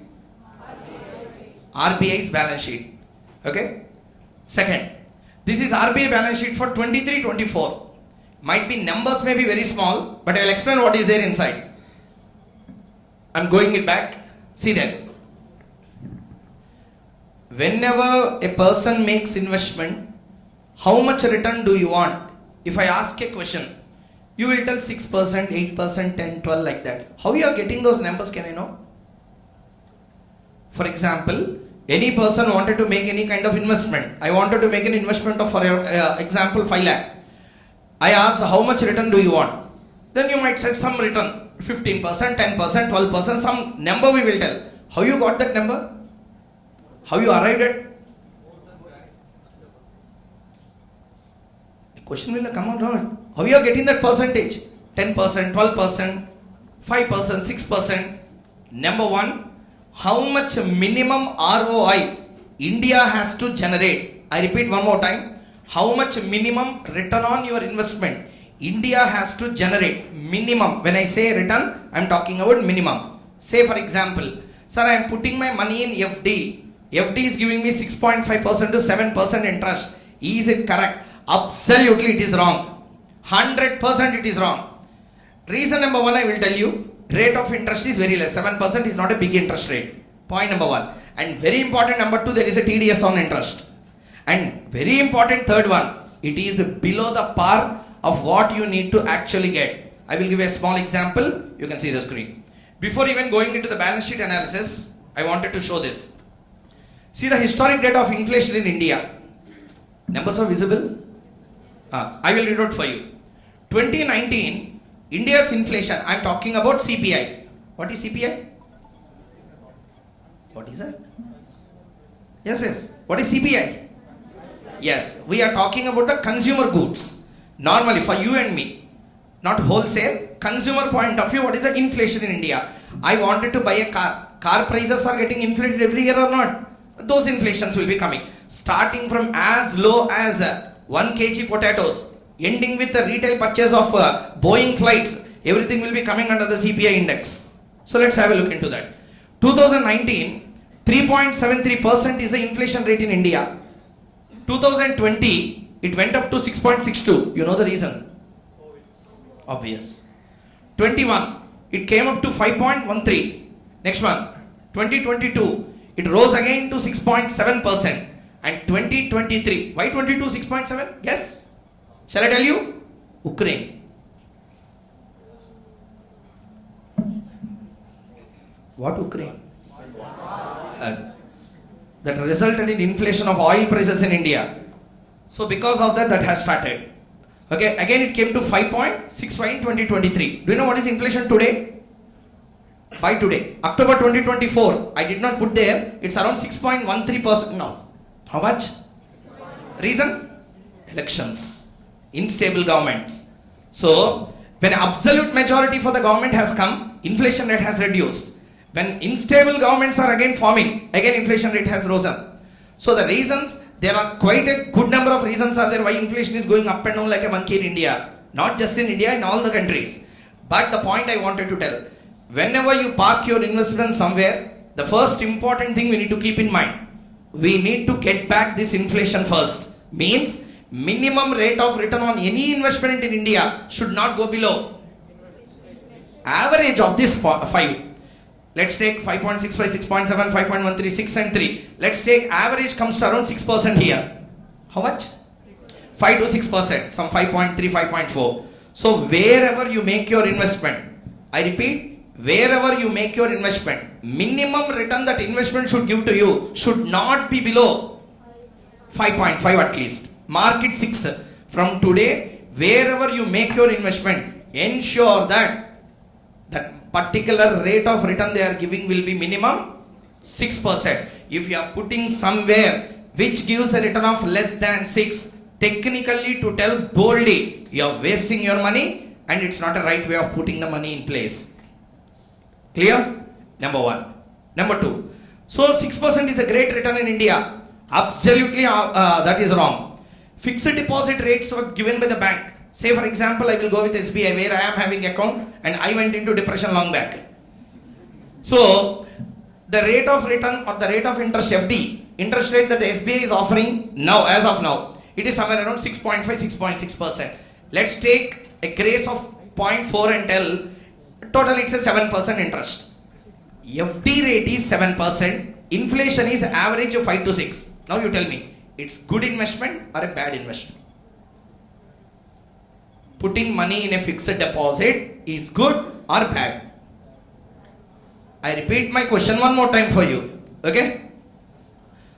I repeat, inflation is around 6. SBI is giving 7%. SBI is good or not in terms of FD?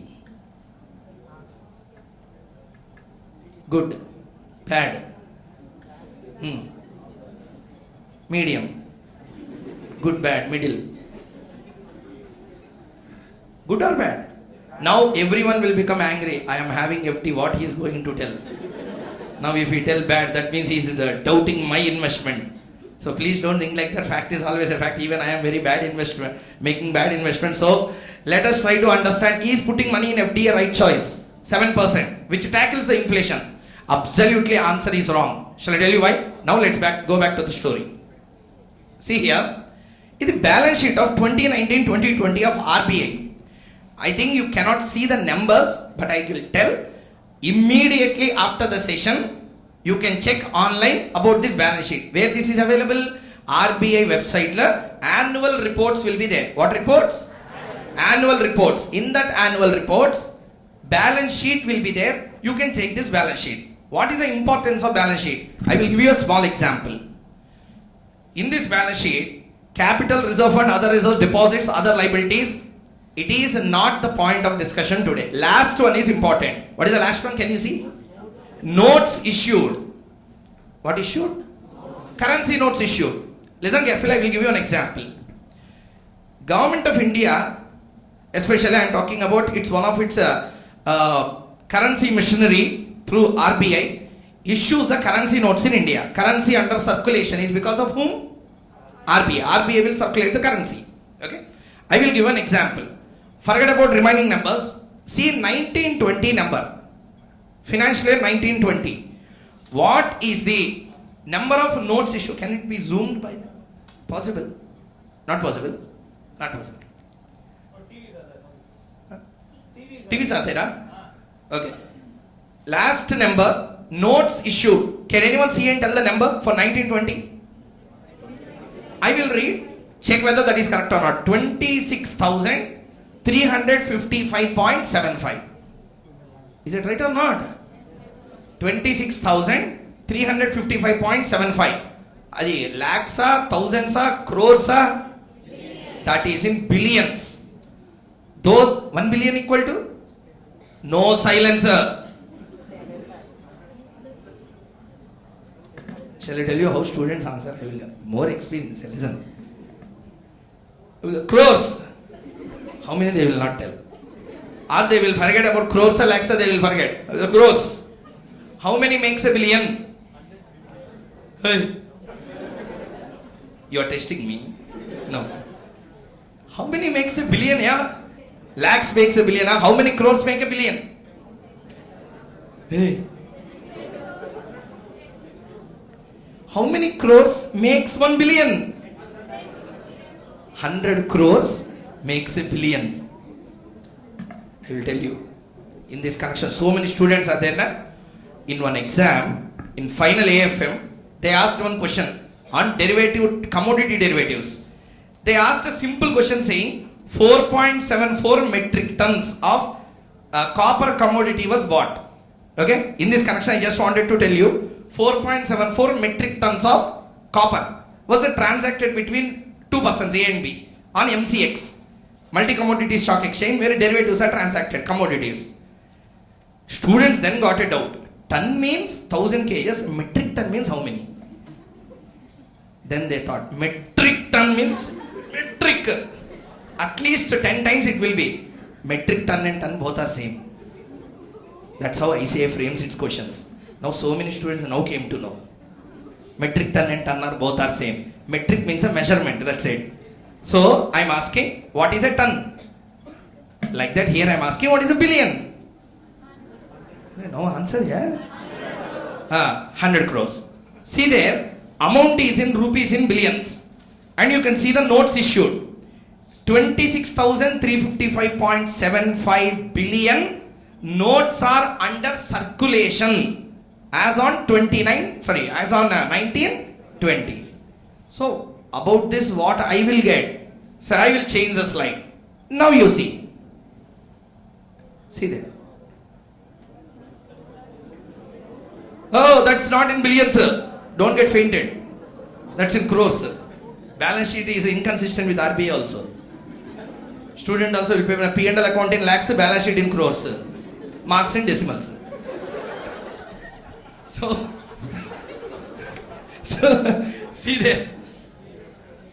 Notes issued, you can see 34,78,039.50 crores. In billions, if I have to convert, last two numbers you delete. 34,780.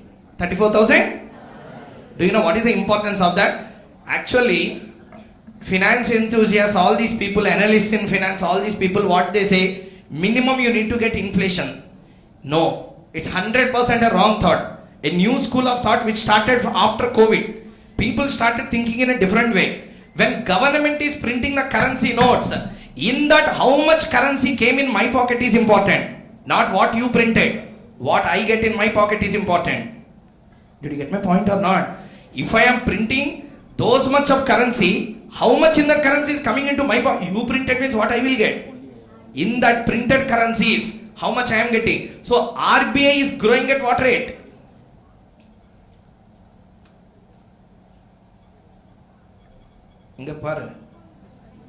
See there.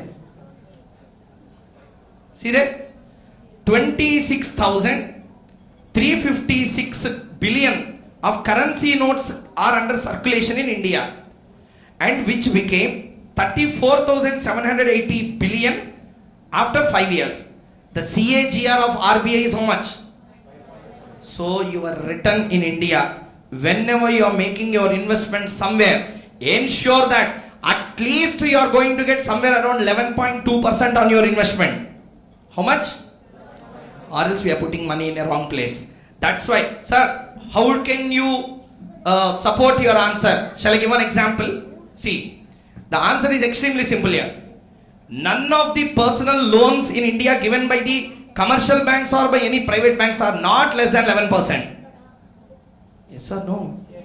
Check the personal loans. Any loan you take, loans are never lesser than 11.2%. They're charging 13, 14, 18, 20, 24. External commercial borrowings, anything you take, more than 11 because they're following the same policy. Like this, what I wanted to tell at the end of the day, investments in India should be made at a place where you will get at least minimum 11% return. And this 11% is a number for today. Next year, if I make a same session, I will tell the real rate at that time. As on today, if you are getting how much percent return? Then only you invest, or else it is waste to putting your money. Clear to the point? As simple as that. Even though it hurts our pockets now, the fact is always a fact. If you are putting money at a place lesser than 11, you are making a wrong investment. You are choosing a wrong way. Okay? Next issue. Nifty. Now question will come. So just now you said 11% we should get. Then how much the markets are giving? On an average, Nifty if you see, please see the screen once. 11,914. You can see the number here.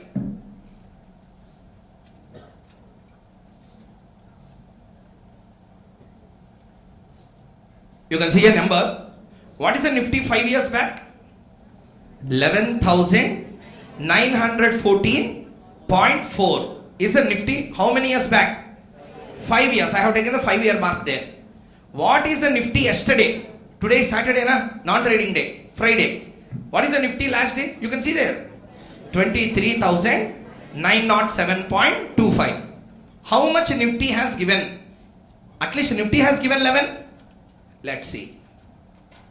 14.95. This is how the stock markets are giving the returns in India. Take it 15% round number for understanding sake. So tell me, what is the minimum return we have to get? So in simple way, if I have to tell, 5% to tackle inflation or 6% around, another 5% to 6% for RBI is the minimum rate of return one has to get.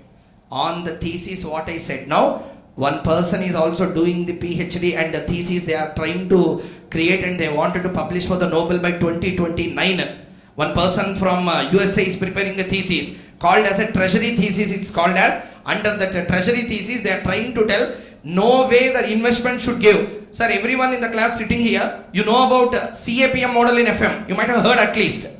RF plus beta into RM minus RF. That RF rules are going to change now. RF is not 5. RF should be minimum. Inflation plus the RBI. For USA treasury they are going to take. Did you get my point or not? Minimum that much return you have to give. After that you give the premium. A premium stock markets are giving me. 11% is the risk-free rate and that extra 4.95 or technically the 5% what I am getting will be called as a risk premium. On this one person is doing his thesis to get the Nobel. 2029 he is going to publish the report. So, logic I wanted to tell. When I saw that article, I was really impressed by his way of understanding. So, the thing is, it's not just about inflation. It's about inflation as well as the returns what RBI is also giving. You need to get it into the pockets. Next. This is the returns given by the stock markets in India. Next one. Gold. Very, very popular in India. Is it good to invest in gold? Is it good to invest in gold? Don't see numbers and tell you a personal opinion. Akshaya Tritiya batch.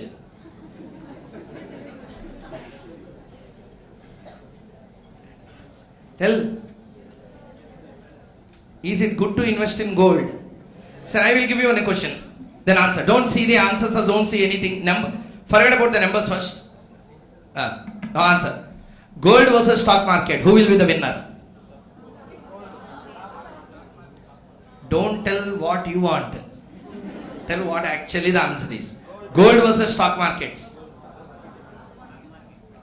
Again I am repeating, gold versus stock markets. Which is good? Obviously in terms of return, in terms of growth, in terms of a matter of liquidity also. Damn, gold stocks are liquid. Damn, gold stocks are liquid. Safety point of view, which is more safer? Obviously stocks.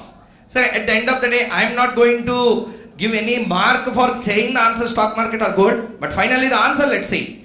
Gold has given higher return or stocks have given higher return. I am not going to take 1 year data. I am going to take 5 year data and analyze it. You can see there. Gold. It started at 48,651 in 2020. Today, 29th October data I have taken around 80,000. So don't take 20th October, 29th October. Let's go back and take a good number. See, what's the return given by the gold in India? 9.78. It's hardly 10. Lesser than the required return. Don't invest in gold. Make ornaments, but don't invest in gold. Seriously, I am not joking. Gold biscuits investment is not a right investment. It's giving lesser than what the markets are giving. And lesser not by 1% or 2%, lesser by 6-7%. And this is not my opinion, these are the numbers. These numbers you can see directly in the bullion market in NSE website. These are the market price of gold over a period of time. As an investment, is gold biscuit a right investment? Absolutely answer is no. Gold biscuit is not a right investment. If you want, you put one gold biscuit with you and make it into an ornament at a later stage, maybe that's a good idea. But investments in the form of gold biscuits, absolutely a wrong one. Next. So then, Nifty versus gold, who will? I am comparing 2-3 investments. 1 second, everyone tell me stock markets, everyone know? No, I am not telling have you opened demat account. I am not asking about whether you are investing. I am asking everyone know what is a stock market or not? Yes, very good. So stock market versus number 1, FD versus FD versus gold. FD versus gold. Gold, very good. FD versus stock market. Gold versus stock market. Adi, always a winner is or else this session is wasted. We should praise it first. Silver. Some people also have a craze of investment in silver. 1 year there is a windfall gain for silver. That's why I am not taking that year into consideration. In general, what return the silver is giving in India? 64,000 became 75. 63,000. How much? How much growth? Investment in FD versus silver. Proudly people are saying, sir, in one way I am a winner. So, point number 1, FD versus gold. FD versus gold. FD versus SB. SB means what? State Bank. Very good. Nice. You heard me right. SB means what? Savings bank. Savings bank versus FD? FD. FD versus gold? Gold versus silver? Silver versus FD? Silver versus SB? Both are almost same. Next.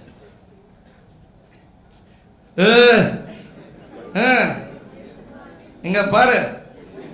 King of the ring. Who is that? Vettayan. Who is he? Bitcoins. Do you know what is the rate of Bitcoin growth in India? India, you forget, Bitcoins are not originated in India, originated somewhere else. Okay. Sir, who invented Bitcoin? Satoshi Nakamoto. He is the name of the, and that person, male or female also people don't know. It's a pseudo person. Means what? There is no reference of a person. That means he, she, or there is no reference. Whether it's a person or company also people don't know. Just like that they released it into the normal market, online it started trading, it became talk of the town, and it's ruling like anything today after Trump winning in USA. Do you know how much it gained? One day, each Bitcoin raised by $100. How much? Daily growth, $100. I think you are not hearing me. I am not telling 100 rupees. I am telling $100 daily increase. So bitcoins are rising in a different pace in USA today after Trump winning. Reason? Elon Musk is one of the person who brought the concept of cryptocurrencies in USA. He is one of the person who promoted certain things. So because of that, they also gain popularity. So forget about other things. Let's see whether bitcoins is a right investment or not. I'm not going into the taxation implications of bitcoins. Okay, I'm talking about investment. As an investment, if I put my money, will my money grow or not? Let's see the face of bitcoins, how they grown. Please see the screen. 5 years, over a period of 5 years, maybe the numbers are visible or not, I exactly don't know. So that's why I'm putting the answer directly to you. 5 years back, bitcoins are running at 3,571.97. Last row, you can see, left side. Last row, left side. Okay, 3,571 is the Bitcoin price 5 years back. Today the same Bitcoin, okay, 2022, 22 time, 23 time, it's around 68,906. Let's see the growth. FD plus SB plus stock market plus gold plus silver plus iron, copper, all metals put together 65.16. So 1 Bitcoin is enough for making your investment most probably equivalent to all other kinds of investment that you can make in the market. I'm talking about gold, silver, everything you make, all on one side, just one on another side. What is that? Bitcoin. And I'm talking about bitcoins only. With the evolution of blockchain and artificial intelligence, now other coins are also becoming more popular. Most probably, it's called as a ether. You might have heard about it. It runs on a platform, AI platform called as a Ethereum. In that there is a coin called as a ether. Bitcoin is one of the crypto. Bitcoin is not the only cryptocurrency available in the market. Bitcoin is the most popular one and the first one inside that. Are you understanding or not, everyone?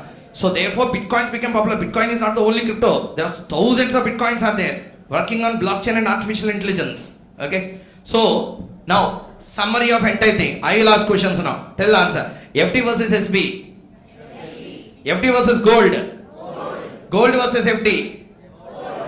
Oh, attentive. Next, FD versus SB. FD versus silver. FD versus stock market. Nifty versus Bitcoin. Bitcoin versus all. Thank you very much. So listen. Next one. So I was given a little time only, so therefore I will wrap up. I will first explain you about where you can make it. The main purpose of the today's session, I wanted to just make a bright awareness of one important thing. What should be the rate of return people should expect from their investments in the today's era? Now you should tell, I should listen. Tell me. For example, I started a bank. I started bank. Or I started a chit fund company in Chennai. Example. Okay. RBI is there, na? What is that? I start RBF. What is RBF? Royapeta Benefit Fund. So I will start it in Chennai. Okay. Now answer my question. You kept money with me. How much is the return you should expect from me? Minimum how much % you should ask? Adi. Never again tell I made investments in FD. FD is not at all a proper investment here. FD is a good investment, a bad investment. Good, very good investment for bank. Not for you. It's very good, super investment. For whom? Bank, cheaper cost of finance for them, not for you. For you also. So it's a cheaper cost of finance for them. It's a cheaper rate of return for you. So therefore, from the banker's point of view, obviously they are the seller of money. They will try to gather money in the same rate. Obviously, listen carefully. FD, please don't invest. Invest. Put money in FD as a security say, but don't make FD as an investment model, because FD will not give a proper return. Second one, stock markets. Around 15% they are giving on an overall basis, average. Some years it may give 25, 26. Some years it may give only 12, 13. Average they are giving 15%. 15 is a very decent investment. But I will not recommend any of these till now. But I will recommend one. That's what you are seeing on the screen. Super investment model in India, mutual funds. However, mutual funds investment subject to market fees offered for investing. What I said? So, you invest in mutual fund. However, mutual funds investment subject to market fees offered for investing. So, mutual funds investments are subjected to market risk. Please read the offer document carefully before investing. Read the prospectus of the mutual fund properly. Where they are putting their money. How much expense ratio is there. Direct mutual fund or a regular mutual fund. All these things you keep into track and make your investment. Never mutual funds will upset you. I will give you a classic example and close. Listen carefully. I just wanted to create an awareness as to how much return we have to expect from our investments in India in today's world. Technically 2024 you are making your investment. How much return you have to expect is a question now. Shall we? Listen now. I'll ask you a question. Is there any taxation on capital appreciation? I invested in stocks 1 lakh. It became 2 lakh. I did not sell. On my extra 1 lakh, is there any tax? Answer, yeah. Wealth tax is not there in India today. So therefore, answer should be no. But FD, like the same amount you pool and put, obviously that FD will give you interest, and interest becomes taxable. That's why FD is an investment, but a return on FD is not a investment. Are you understanding or not? So listen to the point carefully. Point number 1. Whenever we make our investments in the today's world, especially the students or who qualified chartered accountancy very recently, getting a salary around 70k to 1 lakh per month, how about to save our money? What is the best way to save? I will always suggest, do a basic research. When I say basic research, you need to understand 2 things. 1, fundamental analysis of the company. What is the first one?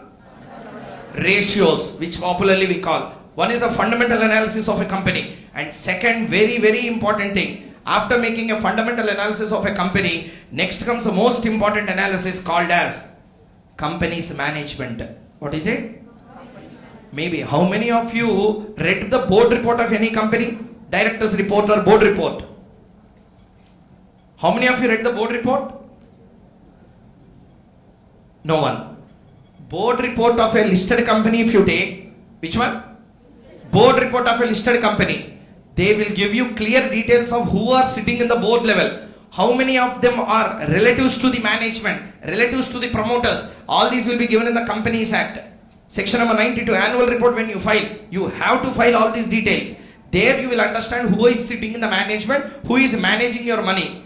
It will be very difficult for you to analyze on a company to company basis. Therefore, if you wanted to park your money where it will give you minimum that 15% or even more than that, that will be mutual funds.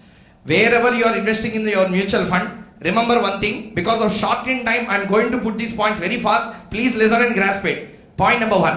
Whenever you are going for a mutual fund, the first factor you should consider is, you must understand whether this mutual fund is a direct or regular.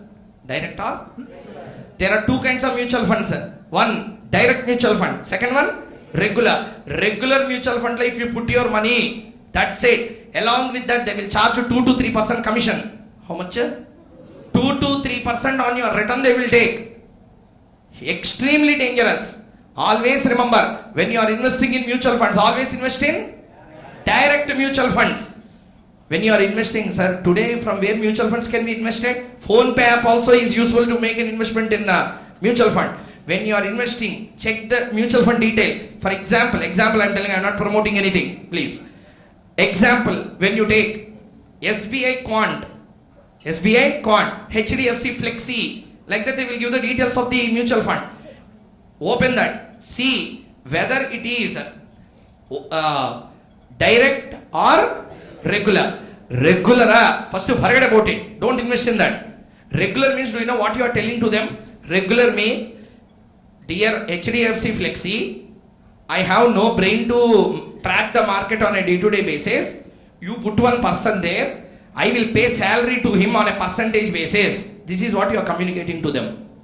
When you choose, but when you choose a direct, you are telling the mutual fund company, HDFC, Flexi, don't get excited.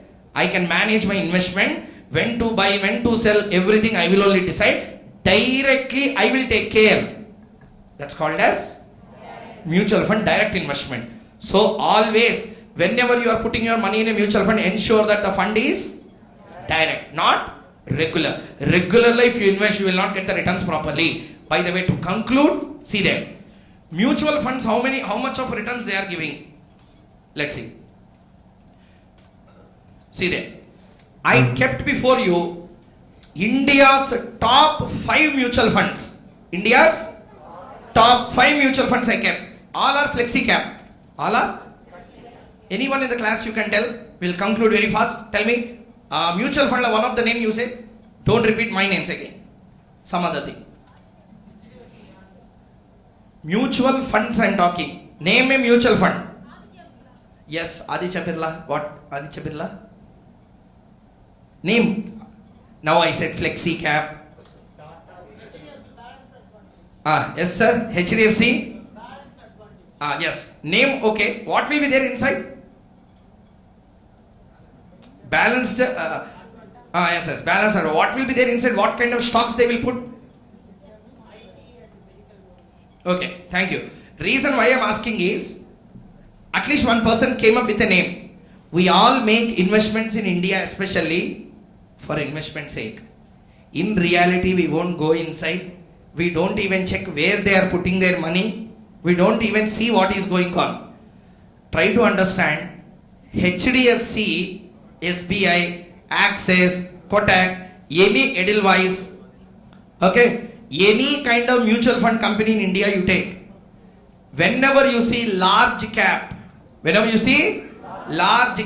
mid cap, small cap, whenever you see those, better not to make investments in those. Reasons I will tell you. Large cap is nothing but the total large capital companies in the Nifty only, they will make investment there. You can make investment on that directly without involvement of a mutual fund. I will give you example. India top 10 market capitalization companies I will take. First comes the TCS. Next comes some other XYZ Limited. Next comes A, B, C, D, E, F, G, H, like that. Top 10 market cap companies I will take. Okay. In each of the companies I will invest one share each. I can also do that directly or not. Then why you require a mutual fund? Mutual funds are required when you want a diversified portfolio. Means I cannot put my brain. I need one expert to do all those things at the time. Definitely mutual funds will be used. In that, the most satisfied return giving mutual funds are flexi cap. I am putting it before you, you can see there. I am not promoting any of these. These are only for your understanding sake. See the screen once. Observe only the returns angle. Let's close the session. Point number 1. How much HDFC flexi cap is giving? 17.52. SBI 15.02. Next one. UTA 15.04. Next Kotak 17.13. Last one ICICI multi-asset. From all these things, what you learned? Percentage you learned here. What you have learned here? What is the takeaway from all these? After seeing all the percentages, what you understand? They are giving better returns than markets. Or you can tell that I can't put my mind in the stock market. I can't track from Monday to Friday. If that be your case, happily put your investments in mutual fund. In mutual funds, again you can put your money in 2 ways. Number 1, one-time investment. Second one, SIP, systematic investment plan. Second one, investment plan. Sir, I don't have that much money to invest. Do you have 100 rupees? 100 rupees is a minimum amount offered by all these mutual funds today. You put your 100 rupees, as small as 100 rupees, you keep, your money will grow. So, money will grow if you put it in a right place. Money will fall if you make it in a wrong place. So the main, I am not involved in this. So the main thing that I wanted to tell is, yes, the most important thing in every investment is observe the return and the growth. Whenever you are investing somewhere, whether your money is growing or not, please check. So to conclude everything, what is a minimum return people should expect in India today? Minimum percent is 11% minimum. Over and above, if someone is giving, put investment there. Or else it is nonsense to put your investments, you need not. FD, no. SB, no. Silver, no. Gold, no. Except if you are a merchant. If you are buyer and seller of gold means, I will not tell anything because it's not an investment for you. It's a trade. Other than that, yes, it's not a safe investment because others are giving better investment than gold. Observe, gold is giving 9. Mutual funds are giving somewhere around 17, 18. Means instead of putting your money in gold, if you put the money in mutual fund, it will double. And these statistics, whatever I have taken, are from the last 5 years. It's not from 1 year magic. It's out of 5 years. So average they are giving that 17% return. Your investment will be safe and secure. Why your investment is safe and secure, to conclude everyone? Why your investment is safe and secure? From the law point of view, tell. Why mutual funds are secure? Why stock markets are secure? Why all these are secure? Because they are all coming into the definition of security. Really, yeah? Because they are all coming into the definition what? Security. 1992, when one person became a Prime Minister of India, one great man, P.V. Narasimha Rao, at that time when he became the Prime Minister, he changed the definitions in SCRA, Securities Contracts Regulation Act. He changed it to security. Then people, news presenters will be there, journalists. They came and asked, sir, you are using the word security. Using the word security. Security means something secure. In that definition, shares, scrips, bonds, debentures stock, commodity derivative, options, futures, government security, share warrants, everything are there. Are they safe, sir? Those are dangerous things. He said, I am not saying those investments are secure. The place where they are playing are secure. Markets are secure. What is secure? Why markets are secure? Because of SEBI. Because of stock exchanges. Because of SEBI LODR guidelines. Because of SEBI ICDR guidelines. Because of Companies Act 2013. These are all making marketplace as secure. After coming into marketplace, whether to play safe or unsafe is entirely with you. So this is to conclude about the investment patterns on capital markets for today. And I am very, very thankful for the whole branch of Kumbakonam ICA and the SICASA as well. Thank you for the opportunity for calling us all the way from Andhra Pradesh to here. So I am really, really thankful to each and everyone, especially Vijay sir, for contacting me. Thank you very much, sir. Thank you. It's a great privilege to be a part of you. And there is a lot of connection for me with Tamil Nadu because I will be staying for around 6 months in a year here only. So I will be having a lot of connection with this state. I am very, very thankful for all of you. Thank you very much. Bye bye. Jai Hind.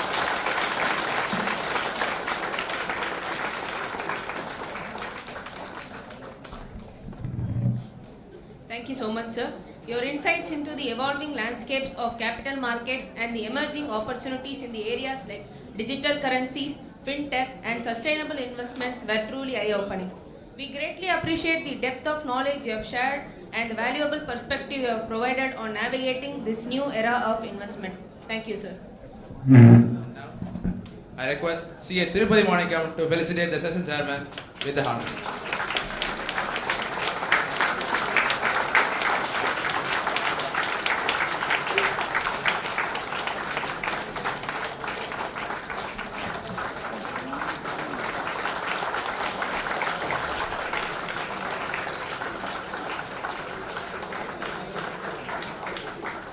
And now I request C.A. Mitra ma'am to give the memento to the session chairman.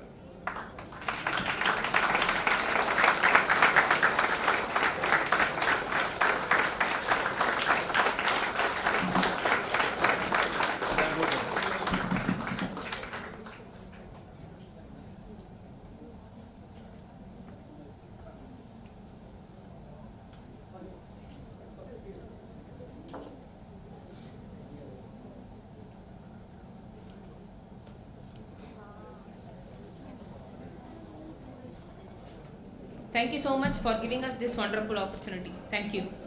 For the streaming compliances and efficiency in GST, innovations and challenges. I request the student moderator Abdul to escort the session chairman CAMSK Prasanna Kumar sir to the dais.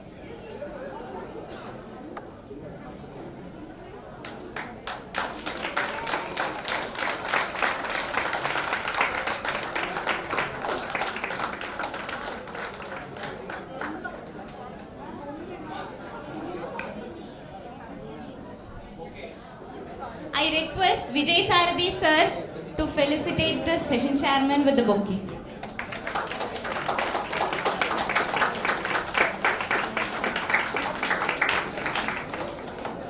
Let us invite the paper presenters of the session to the dais. Ms. Sandhya Ilangovan, Mr. C.S. Darshan and Ms. Harini P.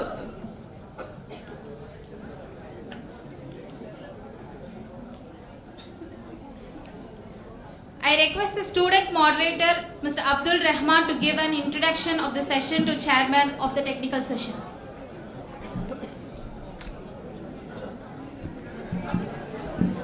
Good evening, everyone.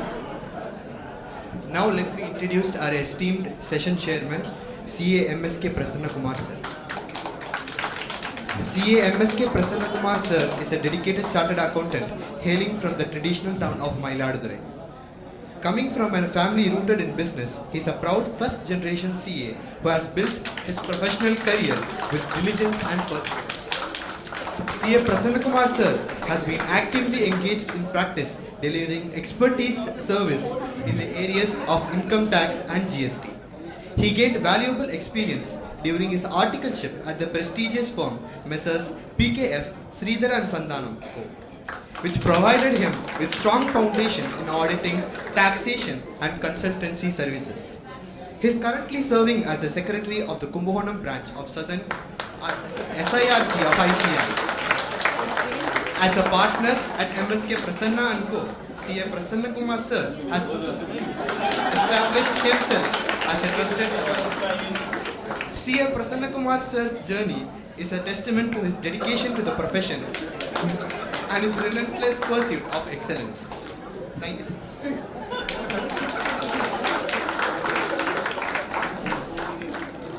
Thank you, Abdul.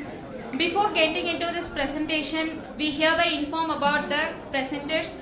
I call upon Ms. Sandhya Ilangovan to present a paper on the topic Reverse Charge Mechanism in GST.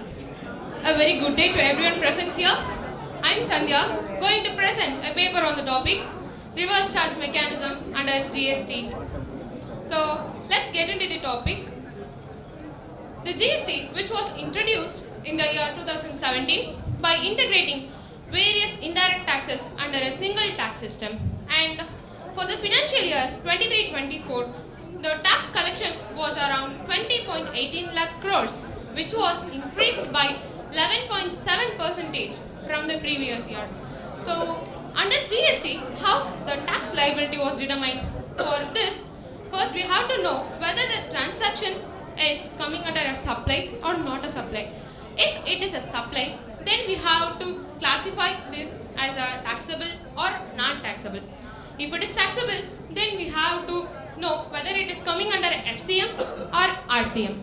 So, what is FCM and RCM? Under FCM, the supplier will collect the tax from the recipient and he remit it to the government. While under RCM, the recipient himself will remit the tax to the government. Why RCM comes into picture when FCM is there? There are various reasons behind this. Let's see it with a scenario. Mr. X, a businessman who wants to purchase materials for his business purpose. So there are two suppliers, Mr. A, an unregistered supplier, and Mr. B, a registered supplier. So whom will you guys prefer? Definitely I will prefer the unregistered person, because we can purchase it at the cost only, need not to pay tax, right? But a question may arise to you guys. What about the ITC? If my outdoor supplies are exempt, then I cannot claim ITC on that. So on that situation, I will definitely prefer the unregistered one.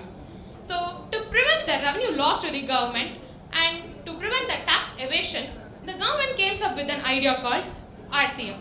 Not only this reason, there are many reasons behind this. The tax compliances,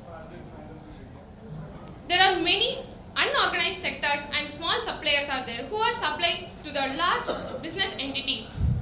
So it's better to shift the tax liability of paying the tax to the government by the business entity is better. So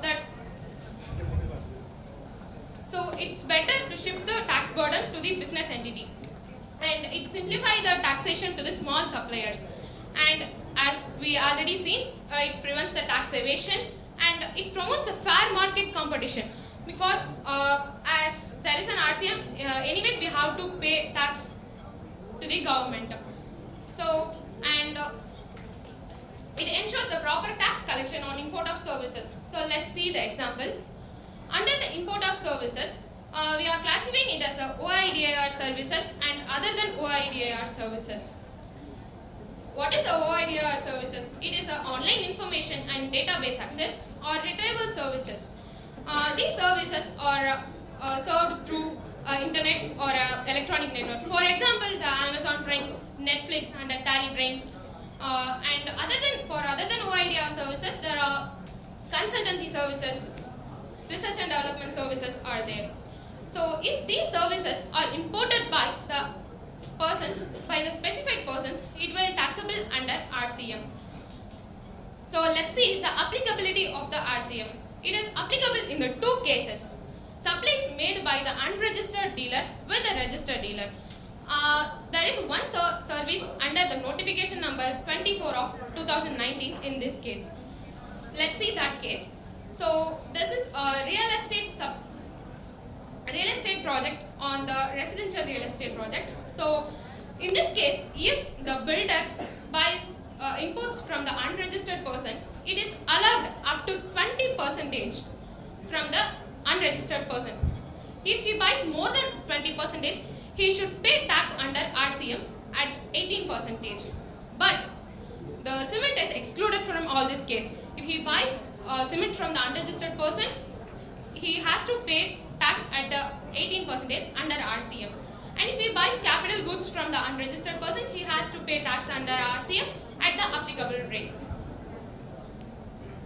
So let's see the time of supply under RCM. In case of goods, the time of supply will be the date of receipt of goods or the date of payment or the date immediately after 30 days from the date of issue of invoice by the supplier, whichever is earlier. And in case of services, it shall be the date of payment or the date immediately after 60 days from the date of issue of invoice. And in one case only, the time of supply is determined later. So what it is, the transferable development rights or the flow space index. Under this, the taxability of that supply is known by the time, which is obtaining the completion certificate or the first occupation, whichever is earlier. So on that time only, we shall know the supply is taxable or exempted. So that time is our time of supply for that transaction.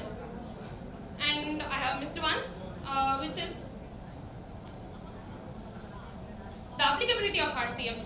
There are more services specified under the notification number 4 of 2017 and notification number 13 of 2017. There are many goods.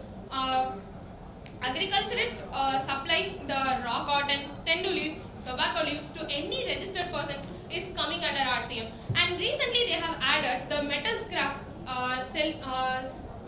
provided by any unregistered person to registered person is taxable under RCM. And under the services, they have provided legal services or the security lending services, agent services. So lots of services are notified under this notification number. So with that we shall see the registration rules under RCM. Under this, every person who is liable to pay tax under RCM has to register under GST. Even though the threshold limit is 20 lakh or 40 lakh, whichever may be, this will not apply to this section. Even 1 rupee is taxable under RCM, he has to register under GST. But section 23 overrides the section 24. Section 23 says few exemptions for few persons to register under GST. Those persons are agriculturists or the person exclusively making exempt supply or RCM supply or the non-taxable supplies. Those persons are excluded from the registration. So let's see an example. There is an advocate firm who provides the legal services which is notified under RCM. So they are not liable to register under section 23. But if the same advocate firm import some services like consultancy services we shall take. So they are liable to pay the tax under RCM in this case. So he is liable to register under section 24. But in this case, section 23 overrides section 24 and the advocate firm is not liable to register under RCM. Hope you have understood. So let's see the penalties for non-compliances. Under section 74A they have mentioned, if in case of fraudulent manner, the penalty will be the entire tax amount, and if it is a non-fraudulent manner, the tax will be the 10% of the tax amount or rupees 10,000, whichever is higher. Let's see the challenges in RCM. And there are many compliances. As a CA student, it is tough to learn all those compliances in RCM and as a whole GST. So for the small businesses, they have to comply with every monthly return and return. So it will be a burden and it will be a main challenge for them. And the RCM has to be paid in cash. We cannot set it up with the ITC we have already having it. So this will be one more challenge. And in the large entities, they have to train their staff with all amendments and all new things coming in the GST. So if they are lacking with that, then it will be the big challenge for them and it will lead to the penalty. And we have to maintain more records to know whether the transaction is coming under RCM or not. So vendor management, the responsibility of paying RCM should be there. If they not comply with that, it will lead to penalty.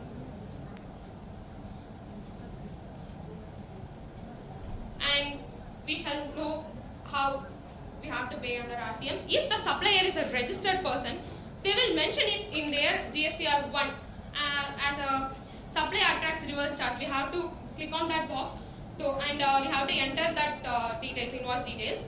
And if they mention it in the GSTR 1, it will automatically reflect it in the GSTR 3B and we have to pay that. If the supplier is an unregistered person, we have to manually enter it in the GSTR 3B and we have to pay it under RCM.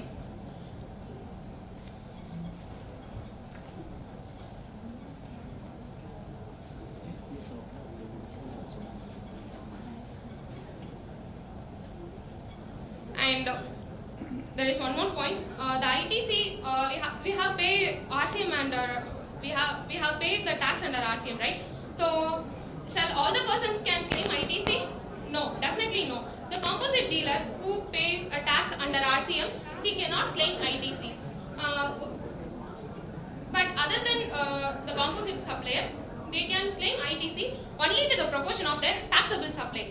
If their supply includes exempt supply, for that proportion we cannot claim ITC. So that's all about the RCM. Hope you have understood. So thank you for the opportunity.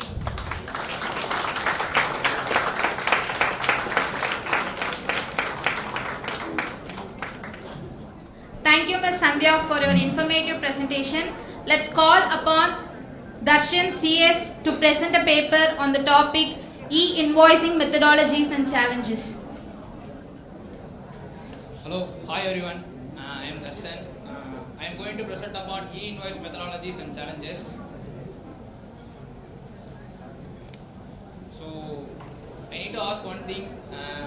Someone say what is E-invoice? As everyone know, anyone interested to say about E-invoicing or any challenges you faced?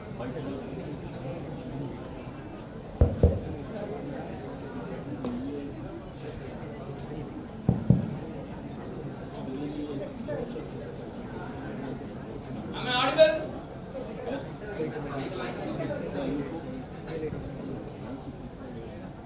Am I audible? Am I audible? Thank you. So, anyone interested to say what is E-invoice? Yes? Anyone?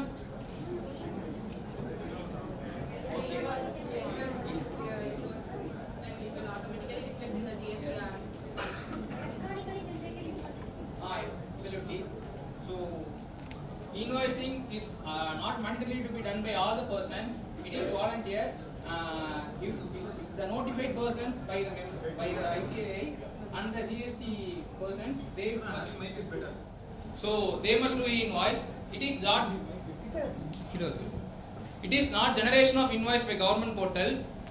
It is not invoice that must be given in soft copy. Every person who was notified by ICAI and the GST Act, they must issue e-invoice in the GST portal. They have to first make the invoice and they have to report it to the IRP, that is invoice registration portal, and that invoice registration portal will generate a IRN, unique IRN, and it has to be this process known as e-invoicing. And what is the process of e-invoicing? So the process is, first the supplier uploads the e-invoice in a specific schema known as JSON. That JSON has been uploaded to IRP. It will be reported to IRP, and that IRP, after process and validation, it will generate an JSON and it will generate an IRN too. That IRN has been sent to the supplier. The supplier can give it to the buyers.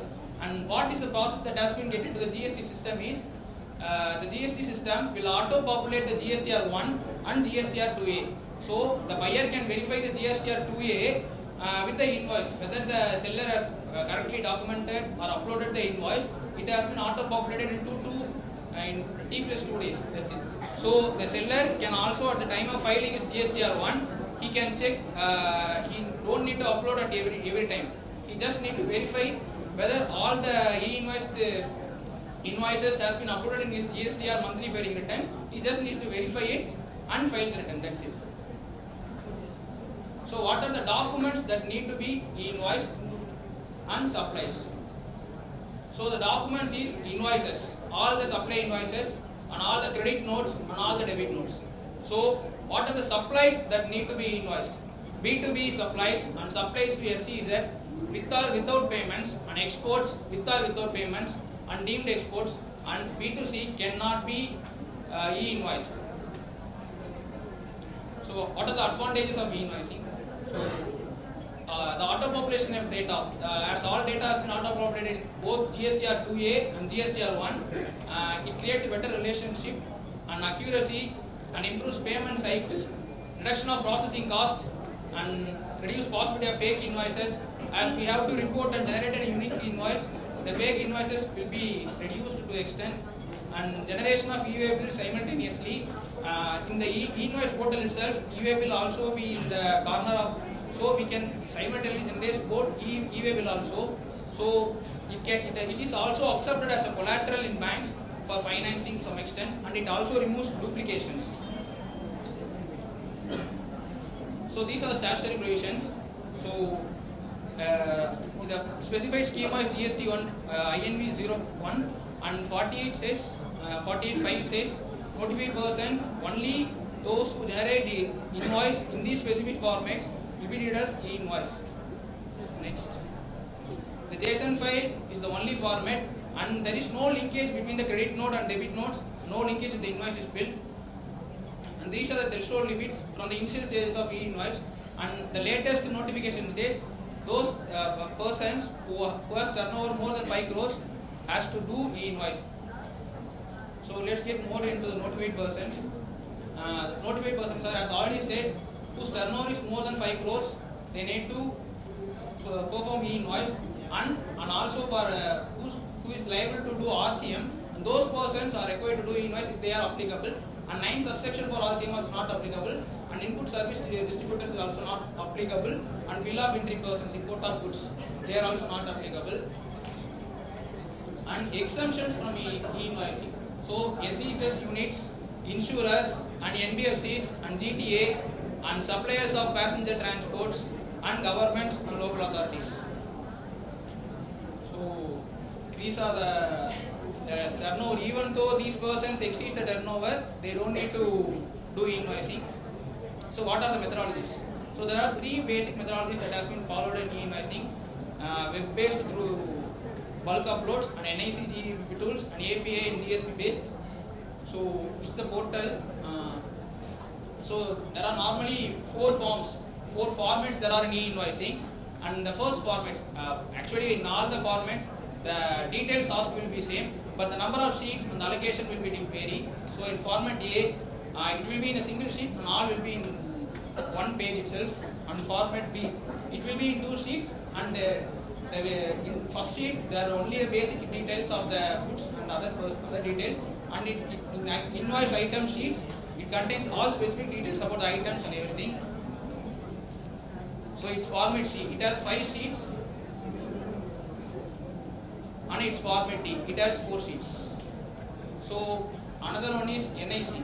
So first we need to generate the JSON, that's the first thing. So as I said, web based through bulk upload, we need to upload all the details and generate a JSON, it's the first thing. So next I said GEP tool. Using this we need to create an offline tool, and we can create an invoice in this portal and generate, and after generation of JSON, it's the one way, and also we can generate JSON in this online portal too by using the same username and passwords. After this we need to get into a place of e-invoicing, and in e-invoicing create JSON, and in JSON upload JSON, and upload is in this place. Just upload the JSON. If it already in all errors has been shown in the validation page itself, it will be processed without any errors, and without any further confirmations it will be uploaded and generate an IRM number. So that's it. So 2 methods have been covered. So the last and final method is API and GSP method. So either we can directly access the API access and get a software linkage with them, or we can access through the GSP. GSP is the providers through them. And major challenges, general challenges are supplier and customer adoptions. So at the initial stages of e-invoicing, both the customers and the suppliers may face various consequences regarding the inputs and claiming the inputs. So it will be the major consequences. So on regulatory complexities and compliance risk and economics and cost implications. So the cost implications at the time of initial stages by the supplier, it is a really big burden at the initial stages. So the scalability and system flexibility. So the company should be flexible to adopt the situation accordingly. So data security and privacy and technical integration. So the practical challenges at different stages in e-invoicing. What are the practical challenges? So preparation of IR. At the time of preparation of IR, the procedure will be really complex. So it will cause various errors and validation errors and specific formats. So generating IRN, specific business scenarios like TDS, TCS, there is no specific box, the dialogues which we need to mention it. So omission of B2C and post IRN, after generation of IRN, we cannot cancel those IRN, because if once it is generated, either we have to remove from the GSTR1 or we have to issue a credit note, that's it. And for cancelled GST numbers, we cannot generate IRN also. And at the time of reporting GSTR1, some suppliers may raise some invoices in e-invoices, but some has not been reported. So it may create conflict and work burden among the tax practitioners. So at last, one simple case study in question. This person, Mr. Strange, has generated an e-invoice with wrong amount. After 2 to 3 days, this buyer informs that the amount has been wrong, and he asked them to rectify the error. So these are 3 options.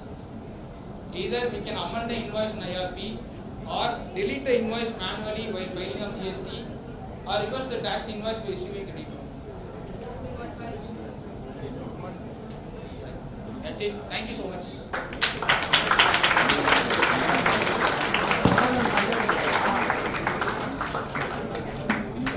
Thank you, Darshan, for your wonderful presentation.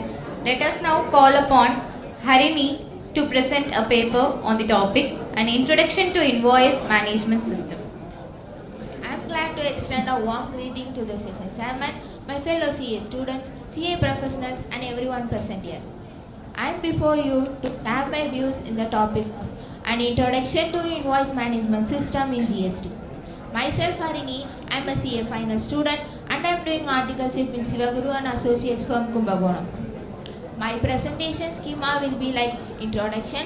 What are the reasons for introduction of invoice management system, availability and accessibility, the records that are available and not available in invoice management system, what are the actions that are possible in invoice management system, rectification of the rejected record, amendment by the supplier, the impact it will be having on GSTR 2B, and the impact it will create on quarterly return monthly payment taxpayers. Before moving to the topic, let me share you a scenario. At the time of introduction of a GST law, it was said that there will be 3 returns. First, GSTR 1, on which the suppliers will be filing their invoices, and GSTR 2, on which the recipient will accept the invoices. But after introduction of GSTR 2A and 2B, this was not being fulfilled. Then the second thing, we are filing GSTR 3B, right? What are the things we will be looking at the time of filing GSTR 3B? One invoice is sales, outward supplies, ITC, outward liability, purchases. We will be checking all this. What if a supplier has made any mistake at the time of filing their invoices? Do the recipient has got any power to amend the invoices or take action on the invoices filed? No. But the answer is yes. In order to remove this discrepancy, a system is introduced. This is called an invoice management system.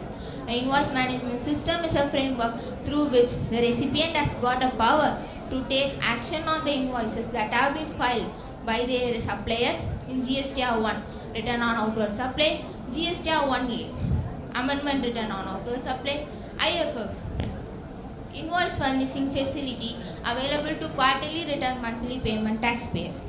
This is available in order to correctly avail the ITC. What are the reasons for introduction of invoice management? What are the reasons for introduction of invoice management system? As we discussed, this invoice management system is introduced in order to efficiently correct the invoices by taking timely actions. And this is introduced also to know the breakup on the invoices on which we have claimed ITC and reverse the ITC. Through this system, the recipient can amend the invoices along with the supplier through the GST portal. This acts as a communication pathway through which the recipient conveys his acceptance of invoices to the supplier. This provides an opportunity for the recipient to review the genuineness and authenticity of the records that have been filed. Through this system, the recipient compares the invoices that have been issued to him against the invoices that have been filed by the supplier in their returns. Then, when it is available in the GST portal? This might sound to be a useful system. It is available in the GST portal from 1st October onwards and will be available for the recipient for taking action on the invoices from 14th November. When the invoices or records will be reflected in invoice management system. The records of the invoices will be reflected as soon as the supplier saves or files the invoices in their respective return. Then, how can we access this invoice management system? This can be accessed through the GST portal, through the pathway of dashboard, services, return, invoice management system. Then, who are the persons authorized to access this invoice management system? Generally, all the normal taxpayers, either monthly return preparers or quarterly return preparers, SEZ units and developers, and casual taxable person can access this invoice management system. Then, why not composition taxpayers? Any idea?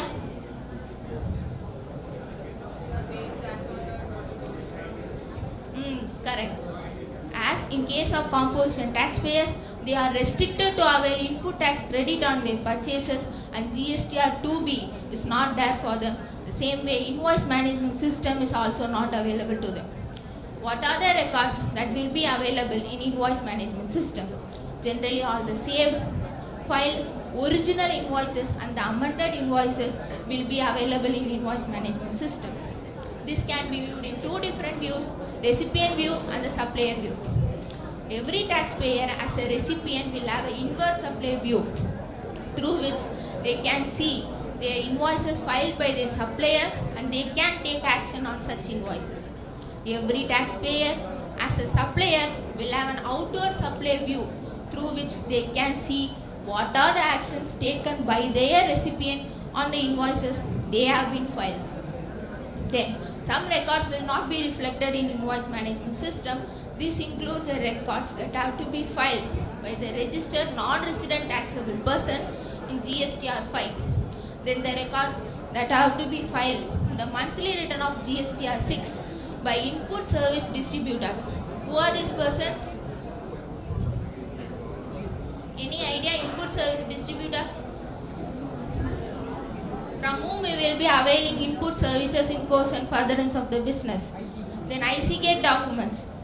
The documents that will be issued by the trade carriers or the cargo carriers, this will not be reflected. Then RCM records. This will be filed by the recipient under reverse charge mechanism. And the records on which ITC have to be reversed or ineligible. ITC will be ineligible when there is a difference in place of supply, that is instead of IGST you have collected CGST or SGST and vice versa. Or records have been filed after annual return filing date or next year's November month return filing date, whichever is earlier.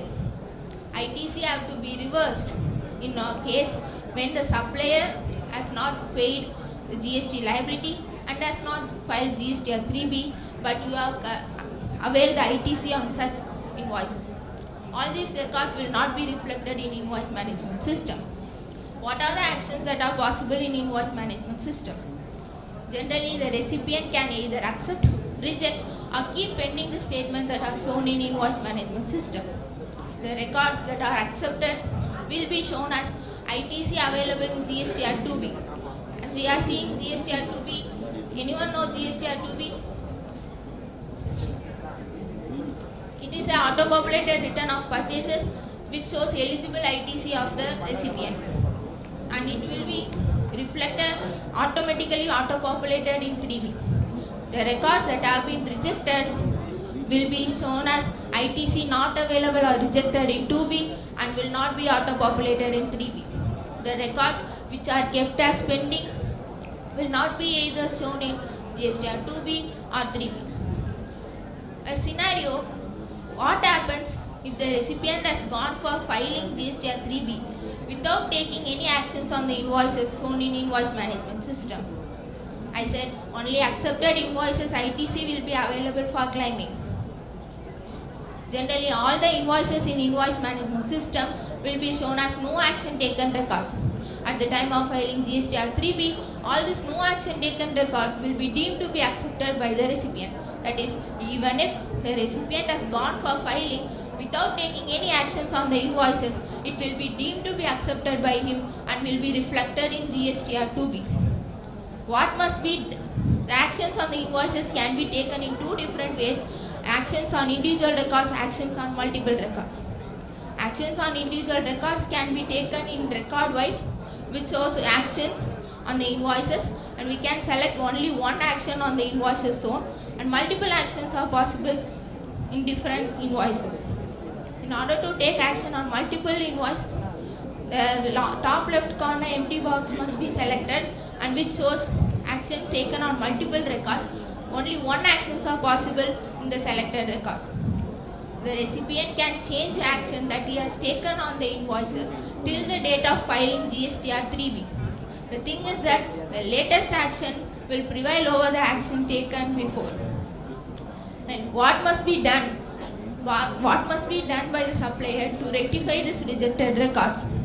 If the recipient has rejected the record before GSTR 1 filing of the supplier, as I said, these invoices will be reflected even if the supplier has saved such invoices in their return.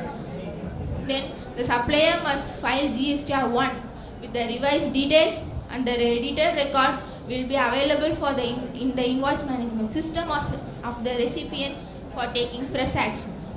If the recipient has rejected the record after GSTR 1 filing of the supplier, then the supplier must amend the record in the GSTR 1A amendment within the same month or through GSTR 1 of the subsequent month with the revised detail. Then, if the amendment of the supplier belongs to two different 2B periods, that is between 2 months, then the recipient are asked to take action first on the original invoice and file GSTR 3B before taking action on the amended invoice. If we take action on the amended invoice before taking action on the original invoice, the system will not allow him to save such actions. If the both original and the amended invoice belongs to same 2B period, then the action taken on the amended invoice will override the action taken on the original invoice.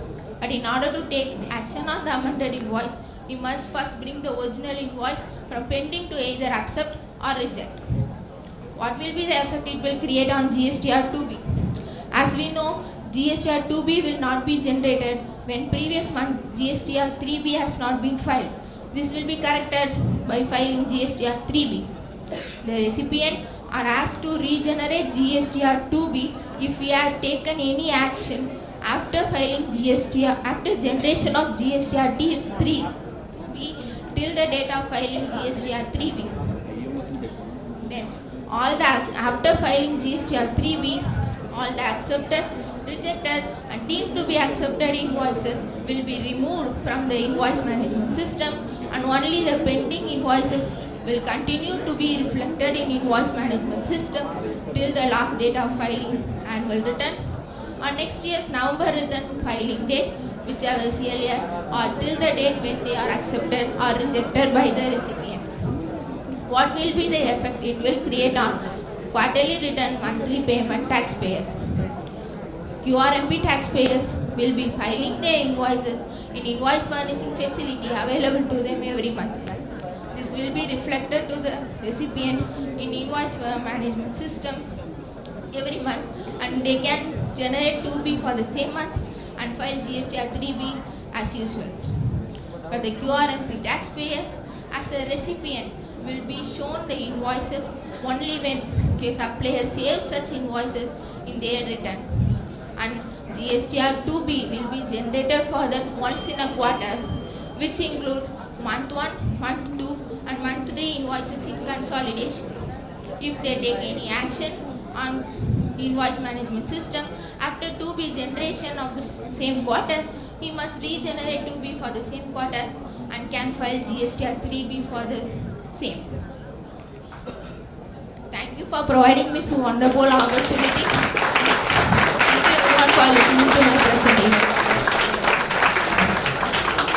Thank you, Harini, for your amazing presentation. Now I call upon the session chairman to give the feedback, response and wisdom words toward the paper presenters for all of us. All three speakers have given a very wonderful presentation. They deserve a very good round of applause.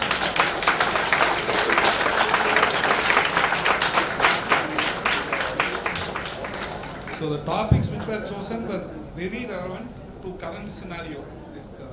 எல்லாருமே articles பண்ணிட்டு இருக்கீங்க உங்க ஆஃபீஸில்.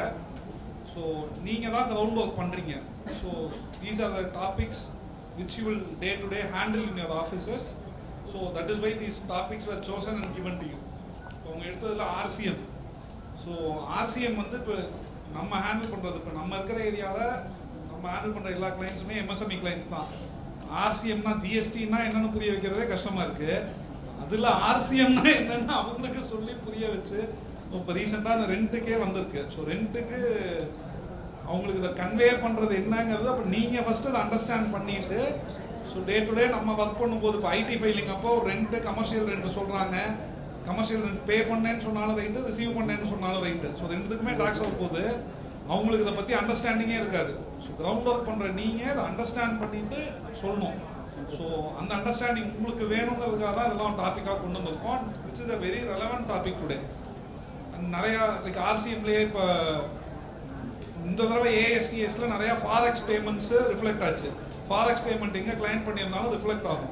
Forex payment import of சர்வீஸ்க்கு இருந்தால் chat GPT நான் download பண்ணி paid version use பண்ணால், ஸோ அது import of service for which I am supposed to pay tax on RCM basis. ஓகேவா? ஸோ உங்களுக்கு இந்த கொஸ்டினில் கொடுக்குற மாதிரி whether RCM will apply for this transaction யாரும் கொடுக்க போகிறது இல்லை. ஏஎஸ்டிஎஸ்ல ரிஃப்ளெக்ட் ஆக போகுது. நம்ம அதுக்கு ஆர்சிஎம் பே பண்ணமா பண்ணலையா? ஸோ கிரவுண்ட் ஒர்க் பண்ணுற நீங்கள் இதுக்கான அண்டர்ஸ்டாண்டிங் எடுத்துட்டாதான் ஒர்க் பண்ண போறீங்க. அடுத்தது இ இன்வாய்ஸ். இ இன்வாய்ஸும் எகெயின் நீங்கள் தான் அது வந்து நான் இப்போ என்னோட இண்டிவிஜுவல் நேம்ல நான் இது பண்ணிருக்கேன். அப்போ அதுக்கும் வந்து நான் ரிவர்ஸ் சார்ஜ்ல ஜிஎஸ்டி பண்ணுவேன். இண்டிவிஜுவல் நேம்ல நான் சப்ஸ்கிரைப் பண்ணிருக்கேன். உங்க ஃபார்ம் பேன்ல ஏஎஸ்டிஎஸ்ல வந்ததுன்னா பண்ணோம், இண்டிவிஜுவல் பேன்ல வந்ததுன்னா இண்டிவிஜுவல் பேன்ல தான் நான் இண்டிவிஜுவல் நேம்ல தான் பண்ணிருக்கேன். இண்டிவிஜுவல் நேமுக்கு வராது. But again RCM registration, even if you have one transaction which requires tax to be paid on RCM basis, you may warrant the registration. Unregistered person ஆக கிடையாதுல்ல.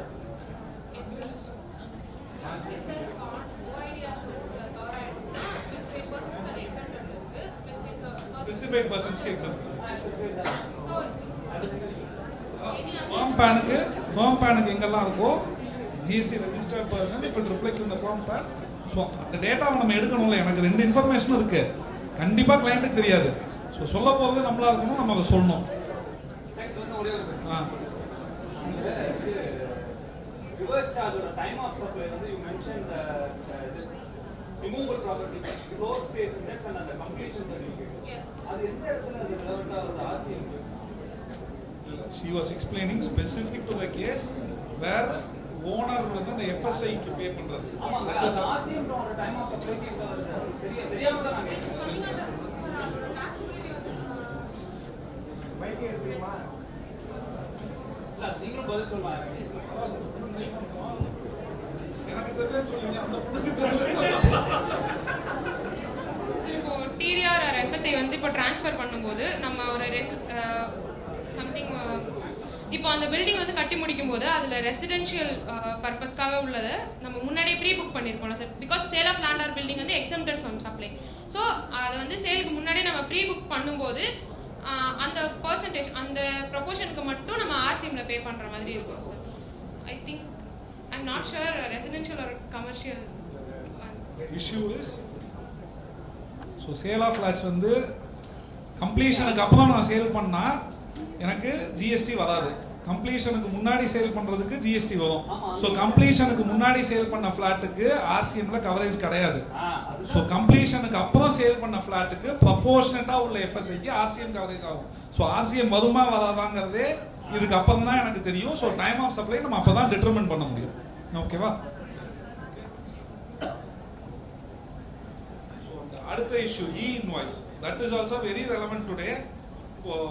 Again, for நம்ம client is getting some supplies from a person who is supposed to issue e-invoice, right? So if I don't get a e-invoice, what is the impact? யாராவது சொல்லுங்களா?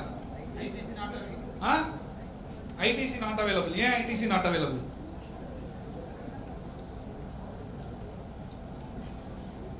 Okay, ITC not availableங்கிறது correct. So எனக்கு எப்போ ITC இருக்கும் அப்படின்னா அந்த 16(4)ல condition சொல்லும்போது only if invoice is available with me I can claim ITC. So where a person has to raise a e-invoice, only if e-invoice is raised it is considered as invoice. Where e-invoice is not raised, it is not considered as invoice at all. So again, unless we know what is the importance of e-invoice, who has to raise invoice, and wherever e-invoice has to be received, whether it is received, நம்ம கிளைண்ட்டுக்கு ITC கிடைக்கும்.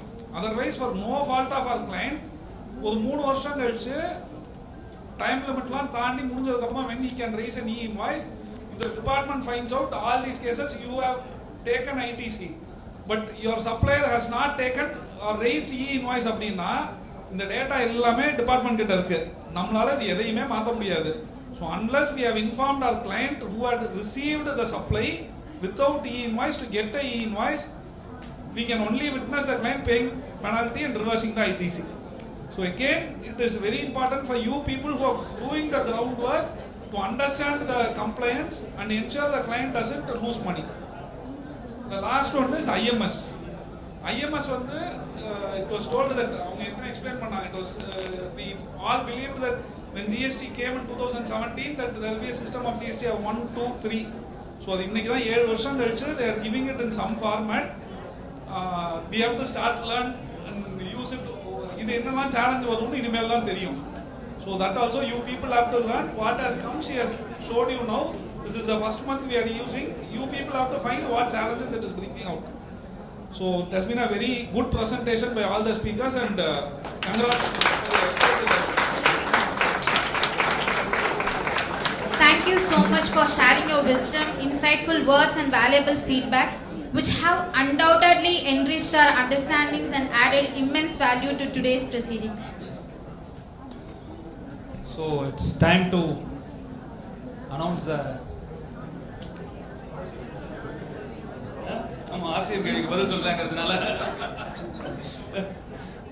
so ready? What is so promising paper presenter, it is Harini P.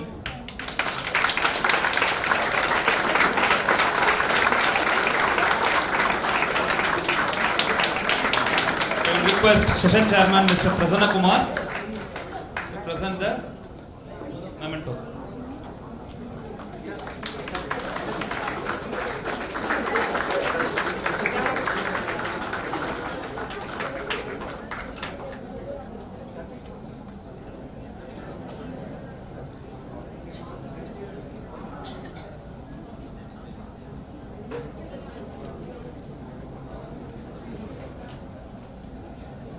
Best paper presenter, it is Sandhya Ilangovan.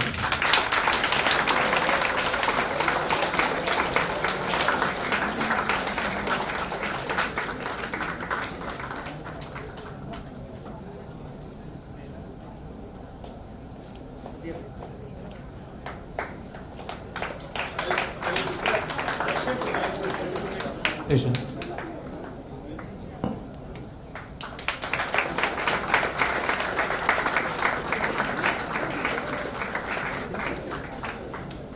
I request CA Vignesh Raja to felicitate the session chairman with the shawl.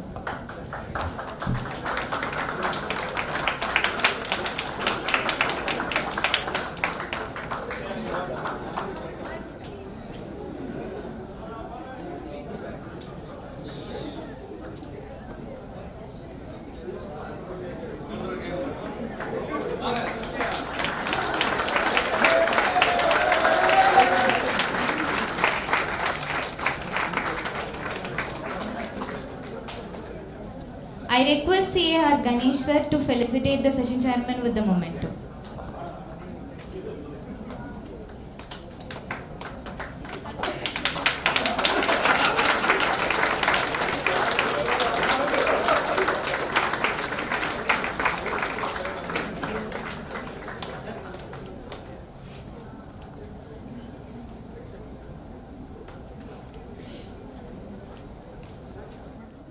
I request the session chairman, student moderator and the paper presenters to join us to capture this moment.